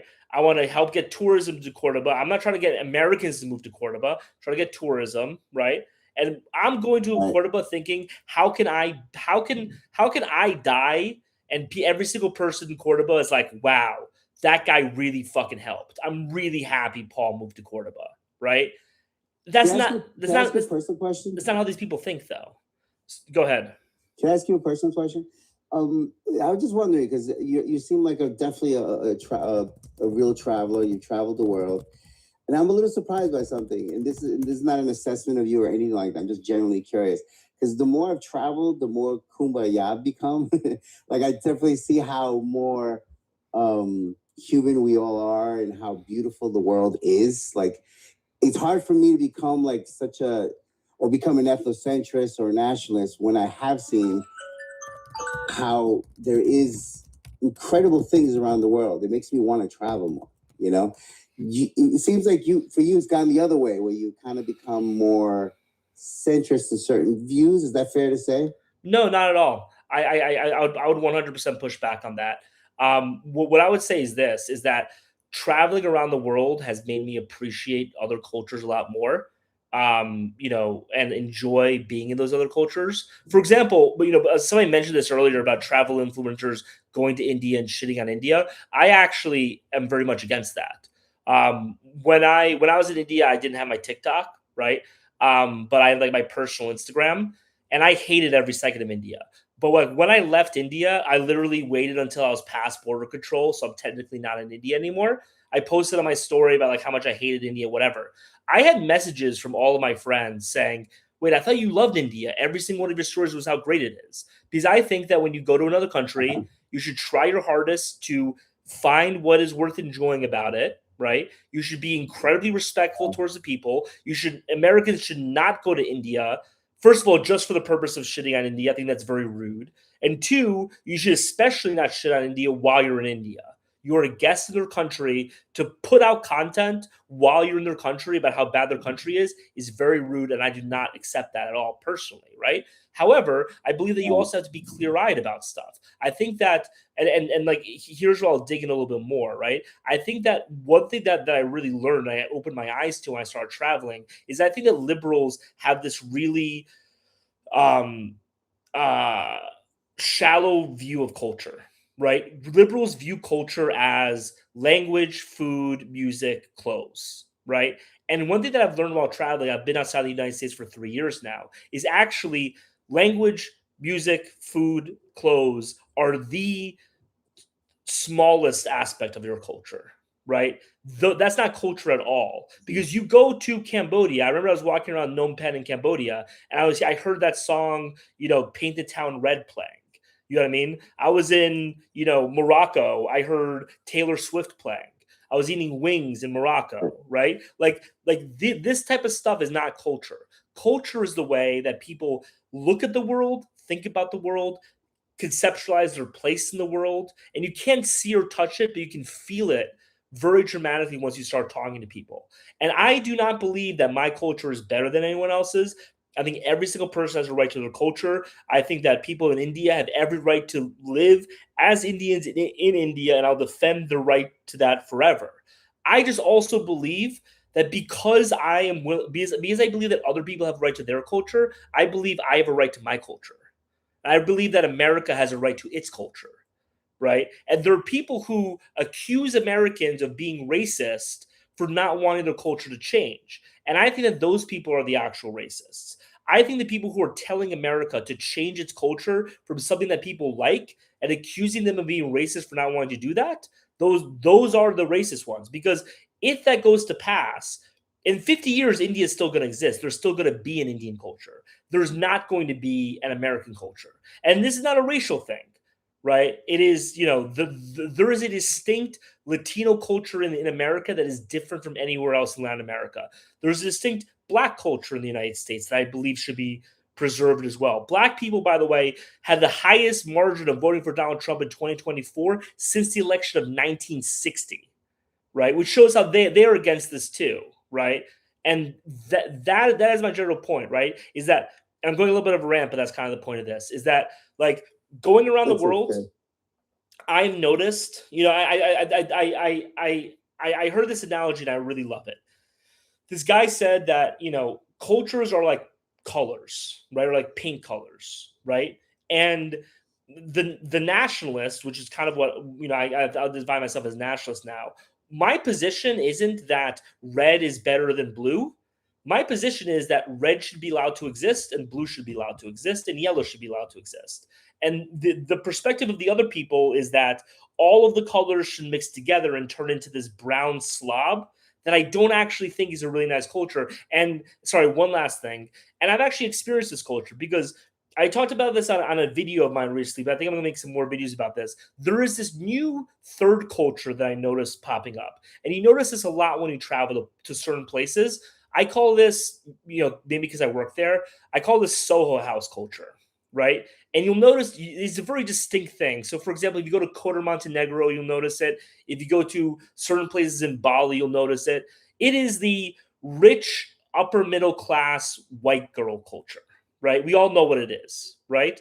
And I think that is the sort of cosmopolitan culture that everybody is trying to turn everything into. And I don't like it. I want Latinos to be Latinos. I want Americans to be Americans. I want everyone to be able to have the culture of their ancestors. Does that make sense? Or at the very least, does that not seem as hateful as it seemed before? No, I would only agree with you if you actually express a little bit more specification of culture in a sense, because I think America is such a broad, like being from New York, I honestly, and I'm very biased to saying this, I'll admit this, but I believe we're peak civilization. Like no one's saying let's go to Arkansas or Mississippi or Tennessee for peak civilization of America. People, when they think of America, and I'll hear it when I go to Europe, by the way, I'll hear everywhere I travel, where because of the political climate right now, oh my God, you're American? And then they're like, I'm from New York. Oh, okay, that's different. Yeah, I know you know what I'm talking about. Yeah, I mean, I would say this. I actually think that is kind of the point, and that underlies my point in a way that I think that that you might not understand, but maybe one day you will, which is that, like, yes, people in New York, and I grew up outside of New York. I grew up in Peekskill. People in New York believe that New York is peak culture. They believe that New York is not just better than every other culture, that New York is like the end of history, right? That they are more advanced, right? And because of that, they are imposing their New York culture on the rest of America. And they're imposing their New York culture on the rest of Europe, right? And look, is New York a city of immigrants? Yes, no. I don't want to debate the merits of that argument, right? But even like if it were so, right? We're just gonna put that argument aside. We're gonna say we're gonna agree that it's true, right? If New York is a city of immigrants, that's fine. Have your culture. Why do people in Arkansas have to have your culture? Why do people in Idaho have to have your culture? And by liberals in New York importing immigrants and placing them in places that they do not live, they are forcing those people to have basically New York culture, right? And by the way, I know you probably hated this, but this is actually why. And so, for people who don't know, I don't want to talk about specific electoral politics, but I guess we're there. I voted for the Democrat until 2022. I actually worked for the Democratic Party for 4 years, from 2012 to 2016, right? So, like, I'm not like a lifelong Republican. I literally have just changed to Republican recently. And one of the things that really irked me, and one thing I really liked, was when Ron DeSantis back in 2022 sent the plane full of immigrants to Martha's Vineyard. And then within a day, the people of Martha's Vineyard kicked it out, right? Because their policy, the way they view it, and this is the same thing with people on the Upper West Side. I worked on a political campaign on the Upper West Side, where all they talked about was how they needed to have more homeless shelters in the city. And then the city recommended that they have a homeless shelter on the Upper West Side. And then suddenly, no more homeless shelters. Literally, it changed that day. I remember seeing the hypocrisy of that, right? And so, like, that's my issue with it, is like they want to impose their culture on everyone else, and they don't want to take any of the negative aspects of it. The pushback on that is like we have a law that's called right to shelter, which is why we don't have homeless in the streets like California does.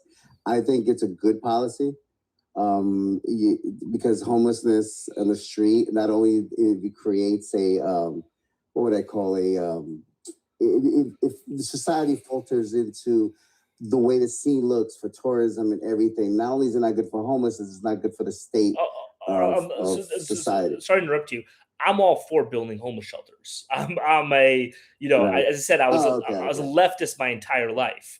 What was jarring to me was that these people who I was surrounded by, who constantly talked about how progressive they were, the second that a homeless shelter was, recommended to be near their house, they were suddenly against it. Right. And so these people, you're absolutely right. These people so I started that campaign in May, and the campaign ended in October, and the homeless shelter was proposed in August. And literally from May to August, it was we need more homeless shelters. We need more homeless shelters. You people, you racists in Staten Island, you're such horrible people for voting Republican. You don't want more homeless shelters. The day it was proposed, flipped. Everybody changed. And it's like, okay, well then, fuck you guys not you, but like that. Just so you know, I just want to say, I'm the reverse of you. I was a hardcore libertarian Republican up until, like, I would say around the same time, like probably like 2019. The Bernie Bro stuff is where I started to lean left. Now I'm a full-on leftist, but well, not really. I'm a social democrat in Europe and a democratic socialist in the United States. But so I come from the same place of where I've seen all the faults of libertarianism, and I don't want to veer into all that political shit. But like, what I do want to say is like, what you're saying is true. There is an elite that's neoliberal, which I think most progressives also disown, which is the Martha's Vineyard brand. I believe they are what controls that Clintonite neoliberal that controls the DNC. But as what pertaining to what the conversation we're having as far as society goes and industrialized cities, and as opposed to cities with no real infrastructure, I do think New York represents a peak civilization. I am a New Yorker, so I am biased in saying that. I do think, and someone from you're from Peekskill, so that's upstate. So you can see upstate. That word. No, no. I mean, but, I'll say this, man. Like I also want to say this, right? Like I 100% think that people from New York should think that New York is the best place on earth. And if they don't, they should go somewhere else if they think it is, right?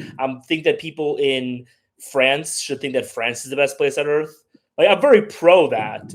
I like, where I draw the line is when people start imposing it on other people. And right now, those elites are imposing other cultures. The one that I dislike the one that I'm objecting to the most is Indian culture on the United States. And by the way, it's primarily due to this H-1B visa, right? And it's hilarious to me that like these leftists, because like back in 2016, Bernie was against immigration. Like Bernie got attacked in the 2016 election. I know because I was in politics at the time for being too right wing on immigration, right? But he was just like, when you bring in immigrants, it competes with American workers and lowers wages, right? And that's what this whole H-1B thing is. It's a scam. And here's the thing, right? Like liberals always have this condescending thing that like we can argue the merits of later, right? But it's just like no one wants to pick fruit, no one wants to clean toilets, right? Again, there's a whole other aspect of it, but I don't want to get into that, right? It's like, okay, fine. We can have that conversation, but like no one wants to be a software engineer. Right? Like you literally have people who've been working at companies for 50 years getting laid off because their new, boss, Rajasthan, gets a kickback from an H-1B that he hires. And it's like, the left should be against this. This is literally corporatism in order to destroy the American worker. But I just want to say one thing, man. Isn't Trumpism? Sorry, can I just say one thing before? Number one Harbaugh hater. You came on this chat. I think I was very respectful and very nice about you, and now you're saying that the Austrian painter was right. I guess you really are, Americanized. But anyway, sorry. Sorry, continue. Yeah, no, I was gonna say. Yeah, I'm gonna let you go. But thank you for having decent conversation. I like how even if it's the ops, I think it's good to have these, a little bit more of a not ideological conversation, but more intellectualized conversation about our standpoints. But dude, good luck in Argentina. But as a Colombian, I have to say F Messi and F Argentina for all the reasons I think you know why. I mean, my wife is Venezuelan. My wife is Venezuelan. It's a funny thing where she will constantly be like, Venezuela and Colombia are two opposite countries, and I'm like, I know you think that, but like to the rest of us, you're very similar. Yeah, that is very true. Because honestly, we the only thing is I think we took out Venezuela from the World Cup in a painful way, and I thought it was a little OD. But Venezuela, they should just be one country at this point. Honestly, Venezuela and Colombia, it's very similar. All right, dude. Talk to you later. Take care, bro. Harbaugh hater really wants to change this conversation into anti-Semitism, and it's just like, bro, I'm not taking the bait on that. Like, we're having this one conversation.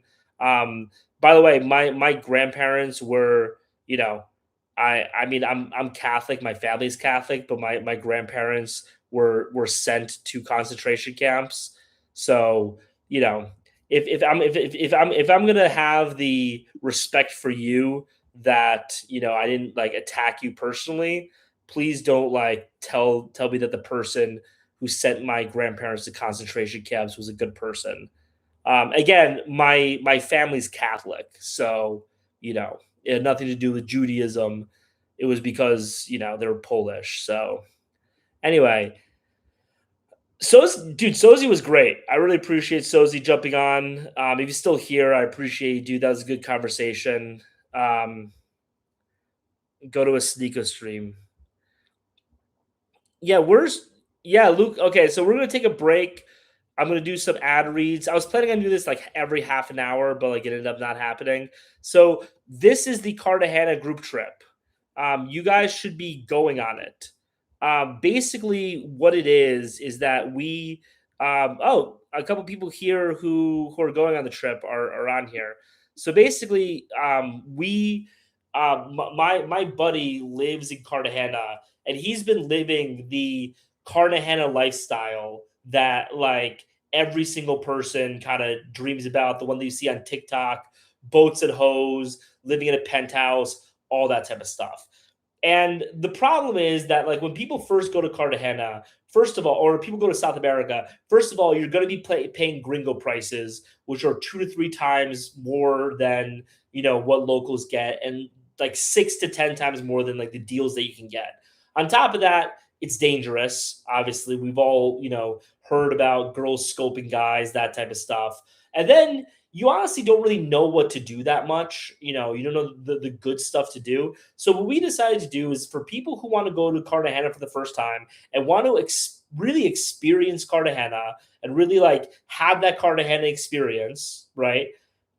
We just thought we would do it for you, right? So basically, all you have to do is just show up. We book everything for you. We do everything for you. You take a flight down. You pay for your own drinks. You pay for your own dinner. You pay for your own girls. But besides that, everything's taken care of, and you can just spend a week not worrying, partying. You're gonna be in a private mansion. You're gonna be on this boat. You're gonna go to the islands. You're gonna have activities. We have activities for the entire week. We actually just sold out yesterday, but then a person dropped out.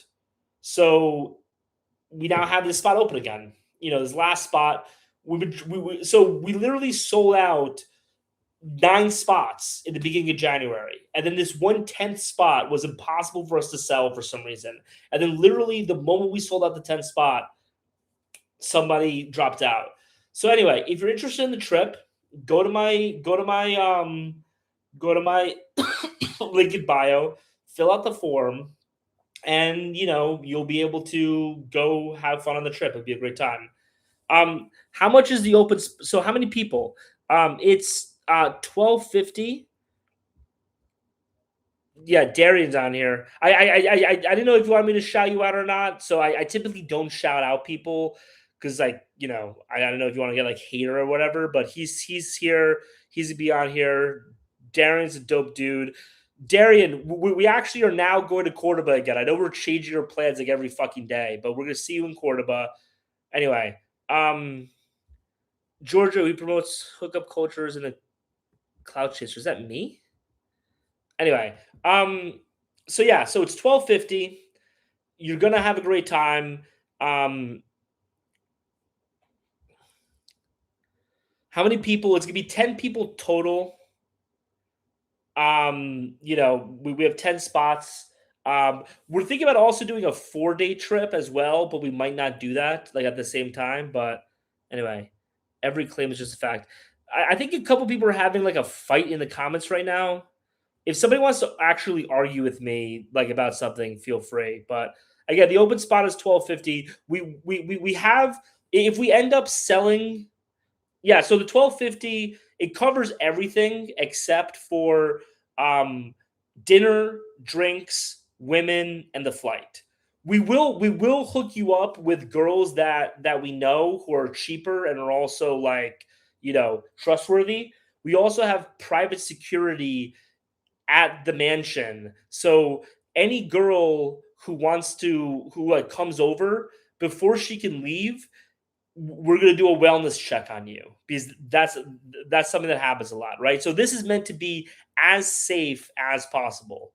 Anyway, how many days? It's gonna be 6 days, March 16th to the 22nd. But by the way, it also covers breakfast and lunch. We're gonna have people cooking for you breakfast and lunch every day, and we have one private dinner. So, anyway, is the live still frozen,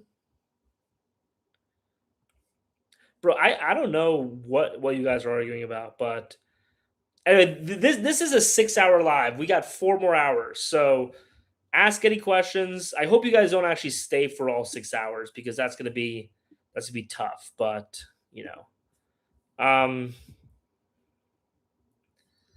anyway. What's up? Second is the nightlife safe there? So the nightlife on the trip is safe. The nightlife in Colombia, in Cartagena, is not safe. But that's the whole reason why we're doing this, right? So first of all, you're you're going to be in a pack of 10 guys, right? So everyone's going to watch each other's backs. We also have an off-duty cop, not a retired cop, an off-duty cop who's going to be private security, who's going to follow you guys around wherever you go, on all like the official trips. If you guys decide to, like, 2 or 3 of you to go out in Cartagena, we're not, unless we can, we're not going to send it, right? So yeah, so you're gonna have all that. It's gonna be completely safe. Again, all like the number one danger is girls. That's the number one danger, and we're going to make sure that that you don't get robbed and you don't get scoped and you don't get taken advantage of. We actually have a very like high standard with this. I hate telling this story because it admits that like we fucked up, but I think it's a good story to tell regardless. We had a guy, you know, who came down to Colombia, and we like for free like hooked him up with a girl, right? And he ended up like she ended up running a game on him. I like he didn't get harmed or anything. He just ended up spending a lot more money than he should have, right? And then that girl texted us 2 weeks later, like, "Hey, do you have any other guys in town?" And we're like, "No, we're not. What are you talking about? You ran a scam on a friend of ours. We're not talking to you anymore." So all of the girls are pre-vetted and they know, we made it very clear to them, if you screw with anybody on this trip, you're never getting called again. And we're doing trips, we're going to be doing one group trip every month. And then we're going to be doing private trips like, a couple a week, actually. It's starting to pick up. So anyway, I appreciate you guys asking about the Cartagena trip. I don't want to make this whole thing like a Cartagena trip infomercial. So I'm going to stop talking about it for a second. But anyone, sounds like a good trip. I love Colombian women. All y'all should sign up, man. Alonzo, Lucas, Big Mac. Fill out the form and I'm going to send you a WhatsApp. Tim Hunt, what do you think the American culture is or once was? Heard you talking about it earlier. I mean, this is kind of the general critique that we all have of, like the general critique that we have of American culture. I think is overall very valid, right? Like we talk a lot about the shadow all the time, right? About like feminism, women having high body counts, nobody getting married, nobody having kids. These are all huge problems that we're facing right now in American culture, right? It's one of the reasons why I tell men to move abroad is because you're not going to have the same problems when you go to other places in the world. Is the medicalized surgery for cheap? How do people make money abroad? I mean, so I typically have a policy that I don't answer this question, but because we're kind of floundering a little bit, I'm going to answer the question until somebody like asks me a better question. But basically, what I would new here came across the videos a week ago. Yeah, dude. So we're gonna be doing one trip to Latin America, one group trip to Latin America every week, and then on top of that, if you want to have a private trip, like if you have like 5 or 6 friends, you guys just want to like do your own trip, like we're going to do that for you, right? Like literally, we have this guy who like who reached out to us. He just like, here's the money. And we booked him an Airbnb. We booked him all of his activities. We're going to buy him all of his alcohol. We're going to buy all of his other stuff. We're taking care of everything for him. All he has to do is just touch down in Colombia and then not think about everything and just party for a week. And we're getting him way better prices than he would get if he did it himself.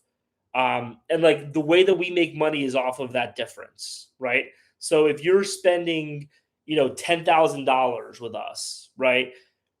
And we're getting you, $14,000, $15,000 worth of stuff, we're paying, just throwing out numbers, like $8,000, $9,000 off of it, right? So you're giving us 10,000, we're giving you $15,000 worth of value, and we're paying 9,000, and then we're getting that 1,000 off of it, right? So everybody's winning off of this. Anyway, tech sales. I think tech sales is the best way to start working remotely. The funny thing is that pre 2021, it was actually to be a software engineer. But nowadays, like all of these software engineering, all these tech companies, their engineering has turned basically into sweatshop operations.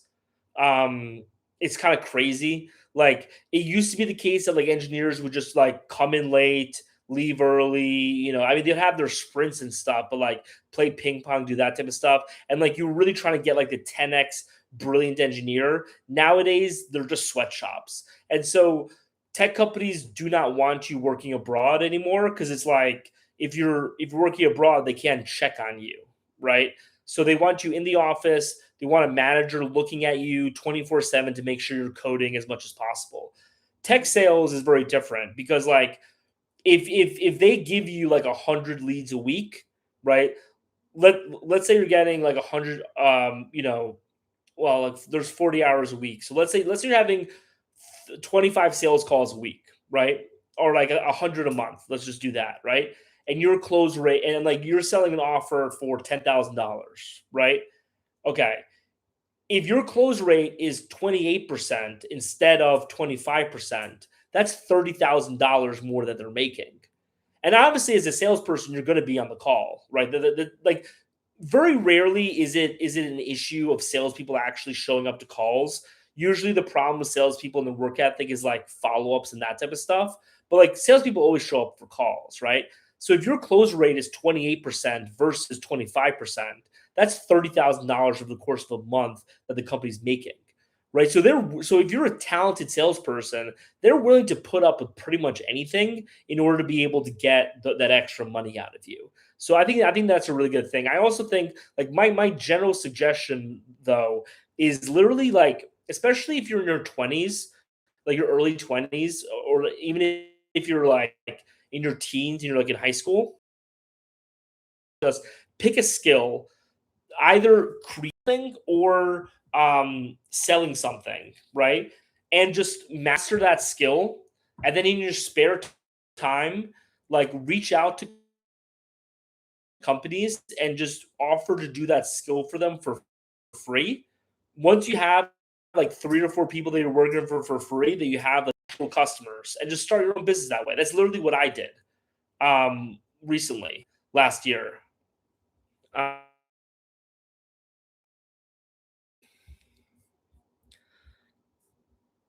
Can people not hear me?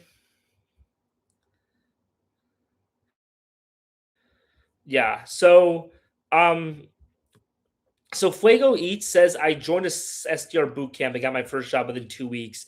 I actually think that is a really good idea. So I used to like as I was, as I've been like trying to monetize this channel, I've been like doing a lot of different things.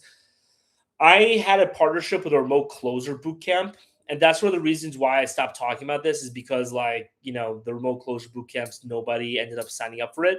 But I legitimately think that signing up for a boot camp is the best thing. And the reason why is because they will place you in a job. And that's really the most important thing. Like the most important thing in sales for a closer is to work for a good company. Everything else is secondary. Like if your product sucks, you won't sell it.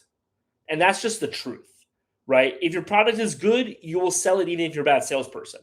And if you are working for a company where the product sucks and you're not selling it, and then you try to get a job at a better company with a better product, they're going to look at your sales numbers and be like, why didn't you sell anything?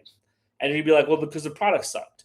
And they don't know if the product actually sucked or if you're a bad salesperson who blames the product for the fact that you can't sell. And so they would much rather take somebody who works at a good company, who has a good sales record, because even if, because maybe it was just the product, but at least they know there wasn't a problem, right? So that first job is pretty much everything salesperson. And so that's why I generally recommend boot camps, but people don't want to spend the money on it. So that's the problem. But I think you should know right now, I literally have no paid partnership or anything with a boot camp. And I'm telling you to join a sales boot camp if you want a sales job. So no economic incentive. And people will still say that I sold out. Oh, stream was lagging for me. Yeah, sorry about that.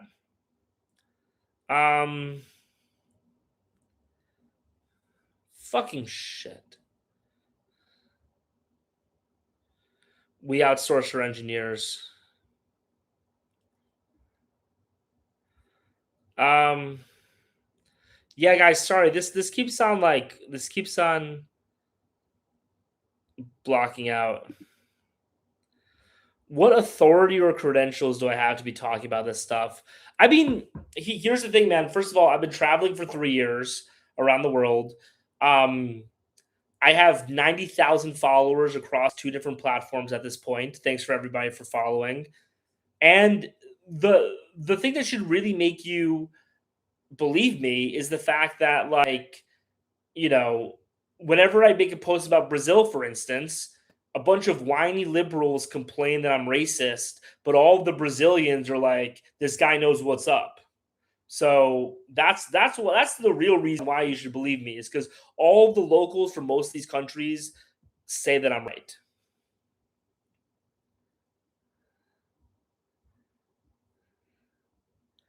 And I'm a therapist that works in HR now, and this is so weird. I think therapists are probably the worst people in our society. I can't imagine people who are worse in our society than therapists. Maybe dog molesters. Maybe people who like molest puppies. But like it's a close one between them and therapists. Therapists are probably the worst people in our society, I think. So the fact that you don't like me, is probably the best compliment I've ever gotten. And here's the problem with therapists: is that the entire point of therapy is to take somebody who's in a vulnerable position and then keep on exacerbating his mental issues so that he keeps on coming back to you and paying you more money for more therapy. That's literally the entire point. They take vulnerable people and they extract money out of them. And they use the fact that they are in this delicate emotional state in order to take as much money from them as humanly possible. And so, I can't imagine anything worse than that. Your lived experience as a man that had to go to a village to find a wife, that's your credentials. Come on. So first of all, I didn't go to a village to find a wife. I found my wife in a city named Asuncion. And second of all, yeah, those are my credentials. Like what I am telling people, like the subject that I am talking about is people going abroad to find a wife. So the fact that I did it, yes, those are my credentials. You can disagree that it is a worthwhile thing to do, but clearly I am somebody who has mastered the art of doing it. But again, this is basic logic that's like above the. You know what? How about this? We're gonna take this down now. We're just gonna make this a regular live now, because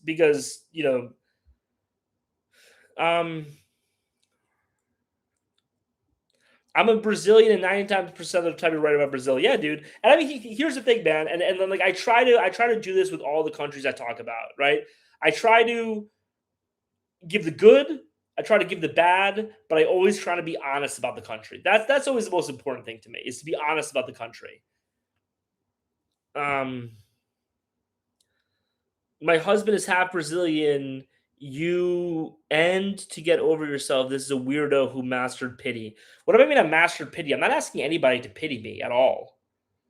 I'm not looking for anybody's pity. My life, and this is my advocacy for every single man.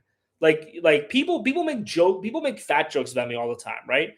I would say this. Like I look how fat I am, and I have found a wife that, again, I don't show my wife, so you can't verify this for yourself, but a wife that I am very happy with, that I am madly in love with.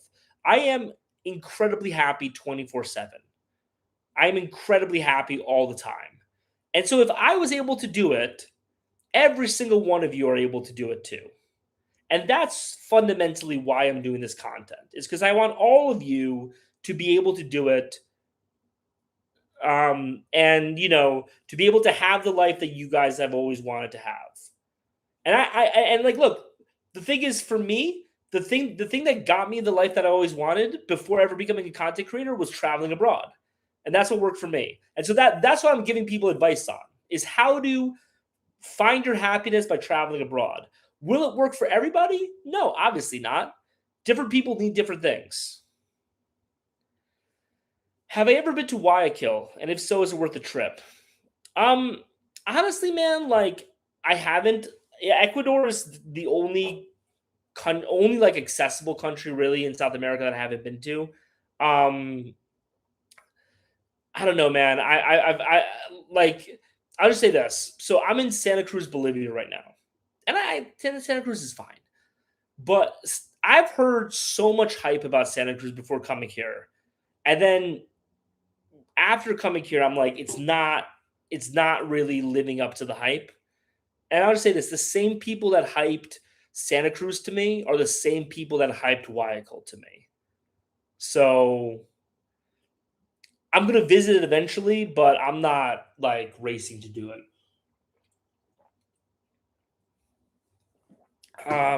Anyway.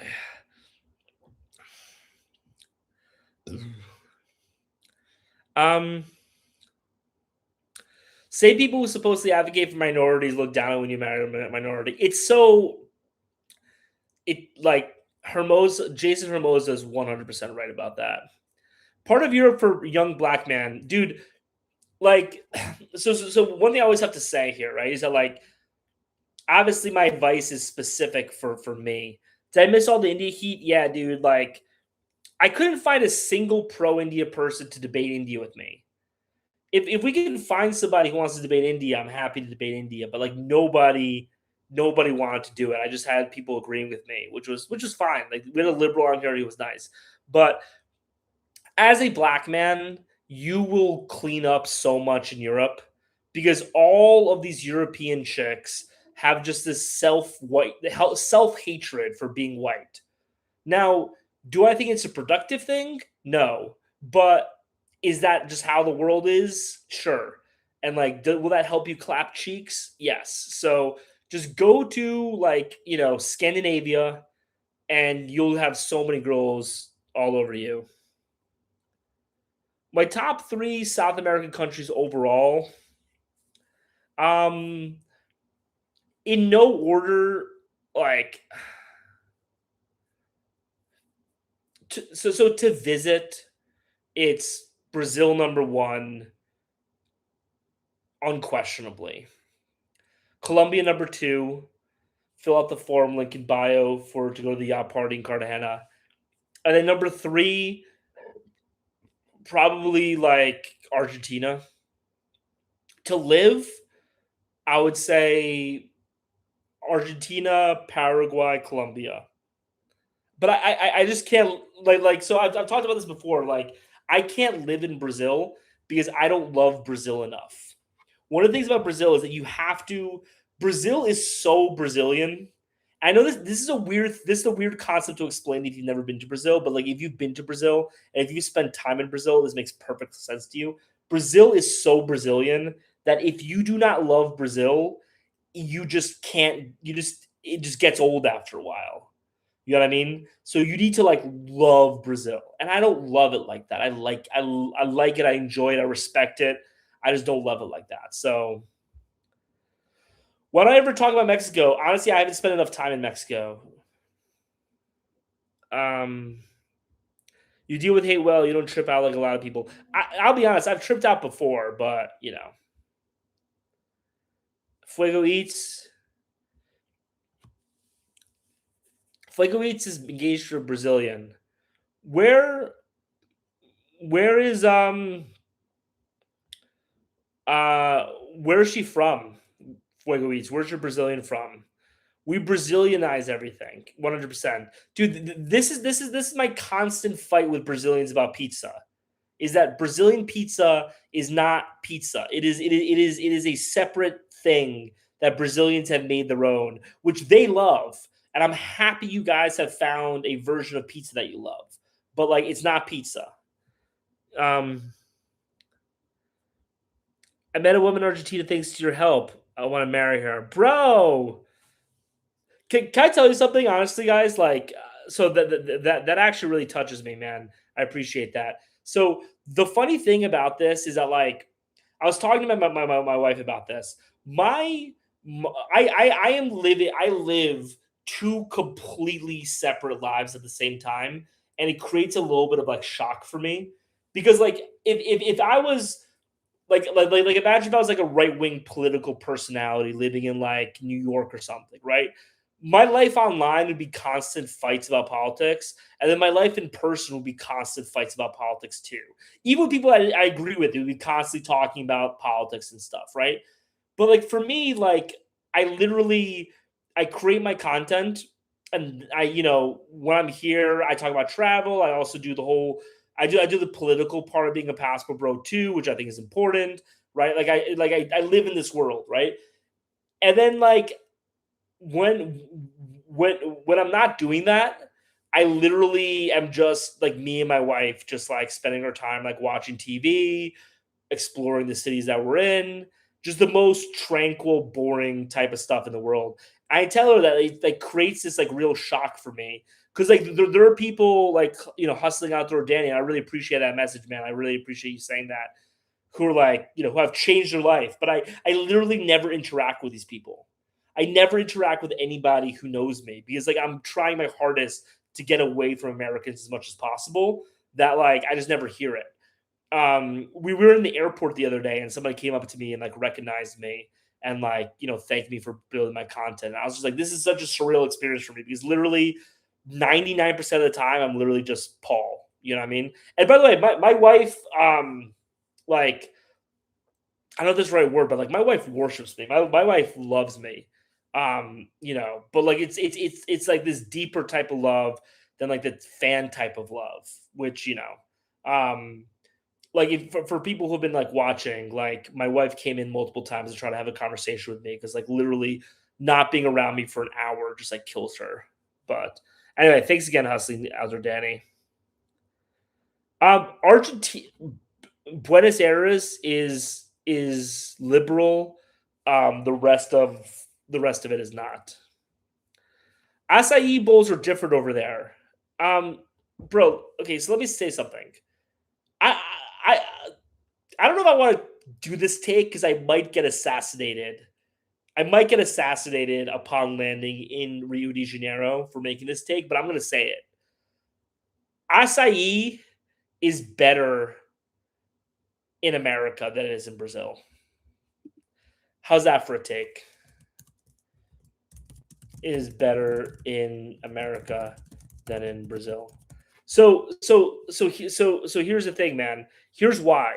Okay, like I have to say this. Like, yeah, dude, I'm sorry, Dantas. I'm sorry, but like, here's the thing.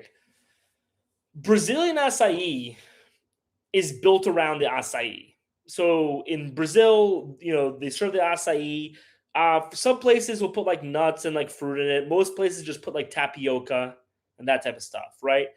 And it's good. I like it. I like Brazilian acai a lot. I'm not saying I don't like it.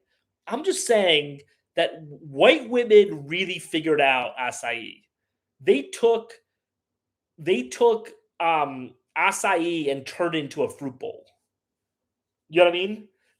White women took acai and turn it into a fruit bowl.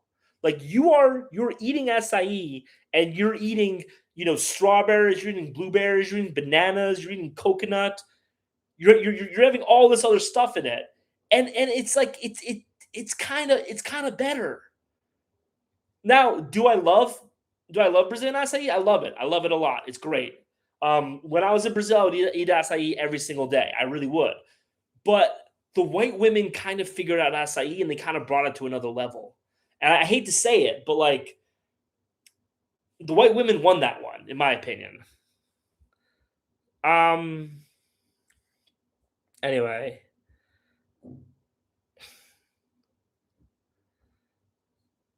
It's hard to find women, at least in the West Coast, that are sweet. Feels impossible. Yo, Colombian Odyssey, can you request to talk for a second? Chicken with catupiry is the definition of Brazil, bro. I don't understand catupiry. Like I get it. I get why you guys like it. It's just not, it's just not something that I like. Anyway. I haven't tasted real acai yet. Is Colombian Odyssey on here? Yeah, I just sent you an invite. So here's the thing, guys. I have to go to the bathroom right now. I've been doing this for 2.5 hours. Colombian Odyssey, can you come on here and just talk about the group trip for a little bit? I promise it'll literally just be like a moment. Oh, okay. Do you want to send the request? I just sent you an invite. The invites have been like weird.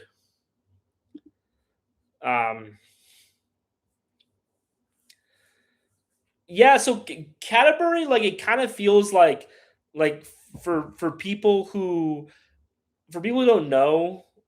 Oh, you can't request? Oh, that sucks. I don't know how to do it except for that. Anyway, I guess you can't. Well, I mean, see if you can find it because I really have to go to the bathroom. Or yo, John Calvin, if you're still on here and you want to talk for a second about Mendoza, that would be great. John Calvin just got a nice house. Just got a nice house in Mendoza. I'm gonna be visiting it. Catupiry is. Do they put it on pizza, which is kind of weird? But catupiry has its spots. I just don't know what it is. So like the actual place where catupiry is really good. I will give Brazilian people this. So one thing Brazilian people love is churrasco and what's it called? Espetinas. Yeah, I just accepted you. So Brazilians love espetinas, which if you guys don't know, it's basically just like meat on a stick. And when you put catupiry on meat on a stick, especially kefta, it's really good. But it's not as good when you're doing like pizza or stuff. So Campaign just said, can I explain the Cartagena group trip? That is a great question because I'm about to go to the bathroom. I'm about to like walk around for a moment. Colombian Odyssey, can you spend like 3 or 4 minutes just talking about the group trip while I'm gone? Yeah, not a problem. All right, dude. Go ahead. All right. So basically, the way the group trip's going to work, everybody can fly in. Everybody gets their own plane ticket. They fly in around the same time. We will pick everybody up at the airport, provide the Airbnb, provide security for 12 hours every night. I will be with everybody, take you on all the excursions, all the tours. You guys will just spend a day on my boat. A day four-wheeling, a day at the beach, a day at the mud volcano. At night, we'll have parties. We'll go out to dinner. We'll go out to rooftop bars, things like that. And then any items you might want, anything you need to get, I can help you get those things. We'll have translators available. We'll have people able to take you around, show you different things, tours available. Everything that you can want to do. Breakfast and lunch is included every single day by the maid. We'll have massage therapists come in. We'll also have an option to get IVs if you guys get too hungover and need some hydration. It's going to be awesome. Fuego, I don't really think that it's a fiance friendly event. I mean, if you want to come as your bachelor party, absolutely. I've done this before, Cam. I own the boat and I run, trips like this, but usually private tours, like private trips where people have reached out, like, hey, me and 8 of my buddies are coming down and, we're going to do this and we want you to plan everything for us. The quality of the girls is every one of them is in America, they're all 10s, but in Colombia, I would say they're all 7s and above. But compared to anything you're going to see in America, they are all absolute knockouts. And the price is anywhere from $50 to $100, depending on the girl. The dates are March 16th to the 22nd for the first one, but we will be doing them almost every month. And then there's also one for the Colombian Independence Day, which is in November, the 9th to the 15th. That is on the website currently. And that one will be the most wild party you'll ever experience in your life. I actually have been to Carnival, and I actually think that the Independence Day celebration in Cartagena is a little more wild because they do concerts on the water, and then like on a floating barge in the water, they have a concert and everybody parks their boat and parties up around each other, drinking, and girls are going from boat to boat as they get close to each other in the water, and they just, hop over onto the next one. Yeah, I live in Cartagena permanently, Cam. I'm in my apartment down here right now. But I've lived here since May of last year. I own the 42-foot catamaran. I do an Airbnb now. I have hundreds upon hundreds of female friends who are happy to attend parties and be company to anybody that comes down. Cartagena, Bogota, and Medellin. Honestly, Medellin, and I had somebody who came out last week from Canada. He was in Medellin before he came to Cartagena, and he preferred Cartagena. Medellin is so landlocked, and gringos are pushing the locals out, and they're not enjoying it, and they're taking it out on Americans when you visit us sometimes, and then it's just not as friendly. And also, Cartagena is warmer, and there's a beach, so women are wearing a lot less clothing. Why are you going? Why are you going? When you go to the beach. Why are you going to Latin America to not go to the beach? Idiots. Sorry, continue. Also, Bogota, because of the insanely high altitude, it's like 9,000 feet in the air. Once you get into like a 21st or 22nd floor of a building, you're like huffing and puffing the entire time. Like it's just you're lightheaded, you can't focus. Meeting girls in Bogota, plus the girls in Bogota are pretty ugly in my opinion. I mean, but meeting girls in Bogota is kind of the same thing as like going to like Memphis or going to like Kansas City to meet women. You know what I mean? It's like, it's like, yeah, I mean, you can meet women in Kansas City, but like if you're like flying in from China, if you're a Chinese person looking to party in America, you're not going to go to Kansas City. That doesn't make any sense. You know what I mean? Yeah. Cam, first time visitors definitely don't wear any flashy jewelry. Don't be like me. If you look at my videos, you see me out there with Rolexes on and flashy jewelry. Don't be like me because I am assimilated into the community. They know that I take care of the community. I feed homeless people. I buy school supplies for kids. I, tip everybody. I take care of everybody. So nobody's going to rob me because everyone knows that I take care of the community. So it's different. But don't wear flashy jewelry. Don't take girls back to your Airbnb where all your belongings are. Don't, do things like that. There's no motels. There's other Airbnbs that you can take people to, rent things by the hour and take them there. Don't go to a club with a lady of the evening because she's going to run up your tab and she's going to collect commission on your $200 bar tab at the end of the night. And you're going to look stupid because you're going to pay $200 when you could have spent $70 taking her to a hotel and then went out to a cheap bar in another part of town and get drunk there. Don't buy cigars from people walking around. Buy them only from certain vendors, especially if you're with me. I can tell you the ones that have the real Cuban cigars, not the guys walking around with the little carts. Or if you buy an herbal vaporizer, if you want to call it that, don't buy it from guys walking around the street. Only get it from certain vendors. Don't buy any items from the guys on the streets because they will sell you at a rip-off price. Basically, anytime you're going as a first-time person, I strongly suggest a service similar to mine. It does not have to be mine. There is other services. Or just meet up with someone like me and pay a consultation. And I'll walk around with you, show you stuff for the first couple days. Yeah. Oh, I thought I got dropped for a second.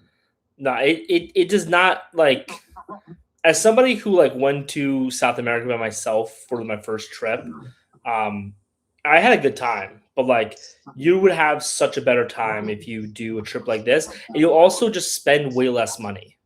You will spend way less money by having stuff get hooked up to you by Brandon than you will by yourself. Because you'll go talk to a woman and she'll charge you. She'll look you up and down. She'll see that you're new to South America. She'll charge you $100. But while Brandon knows people, we'll get stuff happening for you. Dan and Alexander, I can get someone to go for $50. Yeah. And the guy with the American dollar question.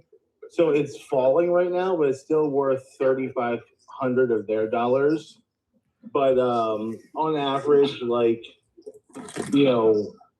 you're gonna spend, maybe $50 a day in food if you're eating out every single day. It's honestly really cheap. Yeah. You can take a date out for $30. And you both get alcohol if you go to the right restaurant. Yeah. But if you go to a restaurant downtown, you're gonna spend $150. It's just different. Awesome. You just gotta know where to go, and that comes from living here. Thanks a lot, dude, for taking over for a few minutes. Hopefully, I just sent so people sign up for the forum. I just sent you guys a text message. Respond when you can. And yeah. Cash is better. Dan, you have something you wanted to say, wanted to ask?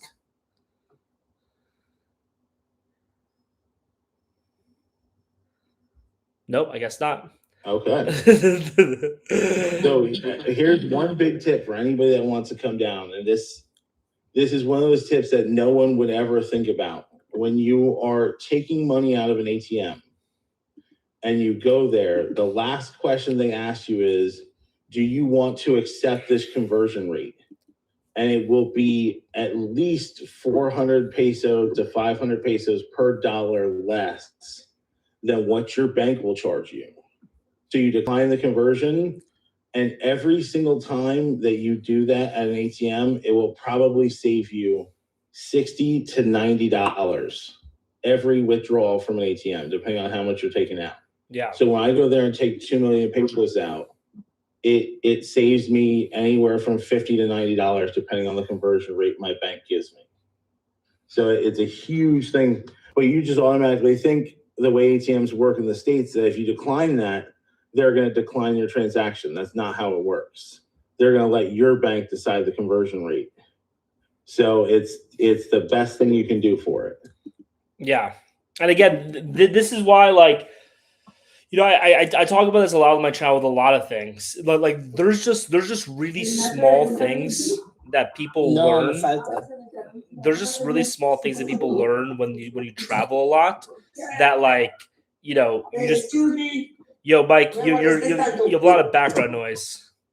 There's a lot of these types of things that you learn when you travel that like if you haven't been there, you just don't know. And it's the reason why it's good to have like somebody to like help guide you in these types of areas. Mike No Goes, what's up? Hey, how's it going, Paul? Hello? Yeah. Hey, yeah. No, I was wondering, I remember you were going to mention something about the topic of India. Are we still like focusing on that today? So we did it for 2 hours. Nobody who like was arguing with me in the chat wanted to actually join and like talk about it. So now we're just doing a general travel stuff unless I find some Indian people join and want to talk about it. I had this one dude, the only dude who joined to defend India, literally refused to like defend India in any actual way, and then just started posting about how the Austrian painter was right. And so, you know, that was like kind of like that's the internet for you, man. So an Indian dude one moment will be like, you're being racist towards Indians, and the next moment is gonna, you know, defend, you know. Anyway, what are some other scams to be aware of in Colombia? Colombia, honestly, do you have any off the top of your head? The biggest scam that you got to watch out for is anyone that's not an official money changer. If they are sitting there and trying to offer you a ridiculous exchange rate, like if somebody will come up to you and be like, hey, I'll give you 4,000 pesos, which is not what it is right now, per dollar, they are going to give you fake money.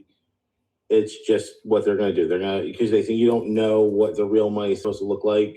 So they try and give you fake money. The rappers or anybody trying to sell you any kind of illegal, illicit product will always try and charge you as much as they think they can get out of you, when really it should only cost you like $10 for like really high quality stuff. It's just not, it's what they do, but they'll try and charge you $60, $70, $80 for it. And you think, oh, it's cheaper than America, so I'll buy it here. And it's not the way it works. The other thing that people will do, am I cutting off? Or can you guys hear me okay? Just go ahead. TikTok's having issues all day. This is a bad day to do it, but you know, we soldiered on. Yeah. Anytime a girl is on Tinder love bombing you and asking if they want to come, if you want them to come over or they want to do something for you, that it's too early in a relationship to think that they will want to do for you, they're probably going to rob you because they think you're stupid. Yeah. But, you know, never, any first dates, you don't bring them to your place. You say, I want to meet you at this restaurant. There's lots of cameras available. Or stay at an Airbnb like mine where the security guard will literally not let her leave unless they check on you. Unless you text message reception and say, I am okay, they will not let her leave and they will arrest her until they can check on you. So it's just the best way to do it. One piece of advice on that, what I recommend people doing is talk to the security and tell them to do it one step further and say that you need to actually escort her out of the building. So when I got scoped, the girl stole my phone. And so they texted her and they said, you know, or they texted me and they said, hey, are you okay? And she responded and she was just like, yeah, I'm fine. And then so, you know, they let her leave, right? And like, you know, it's very easy to be able to find out someone else's password, especially if you talk via Google Translate, which is what a lot of guys do, right? So make sure, you know, tell your security, like, don't let her leave unless you see my face. And they're happy to do it. The way my building works is I have to text them when she's in the elevator and they can see her on the camera and that she's not holding a phone in her hand. Yeah. That's the way my building works. I mean, I can walk her out if I want to, but do I want to get dressed? Do I want to it's just a pain. So and being as high up. Well, But yeah, other people absolutely. Also, you live there. Like if you go there for like a week, then like get dressed. You know, like do it. But yeah. There's not many. Like I don't bring home girls I don't know. Like I know all of them now. There's 100 in my phone that I can text and say, hey, just come on over, and they know where my building is, and they're gonna show up when I tell them to show up. It's just the way it is, and the reception's gonna let them up or let them out. Yeah. So. David, do you have anything? Do you have anything to add? You requested to join. What's up, man?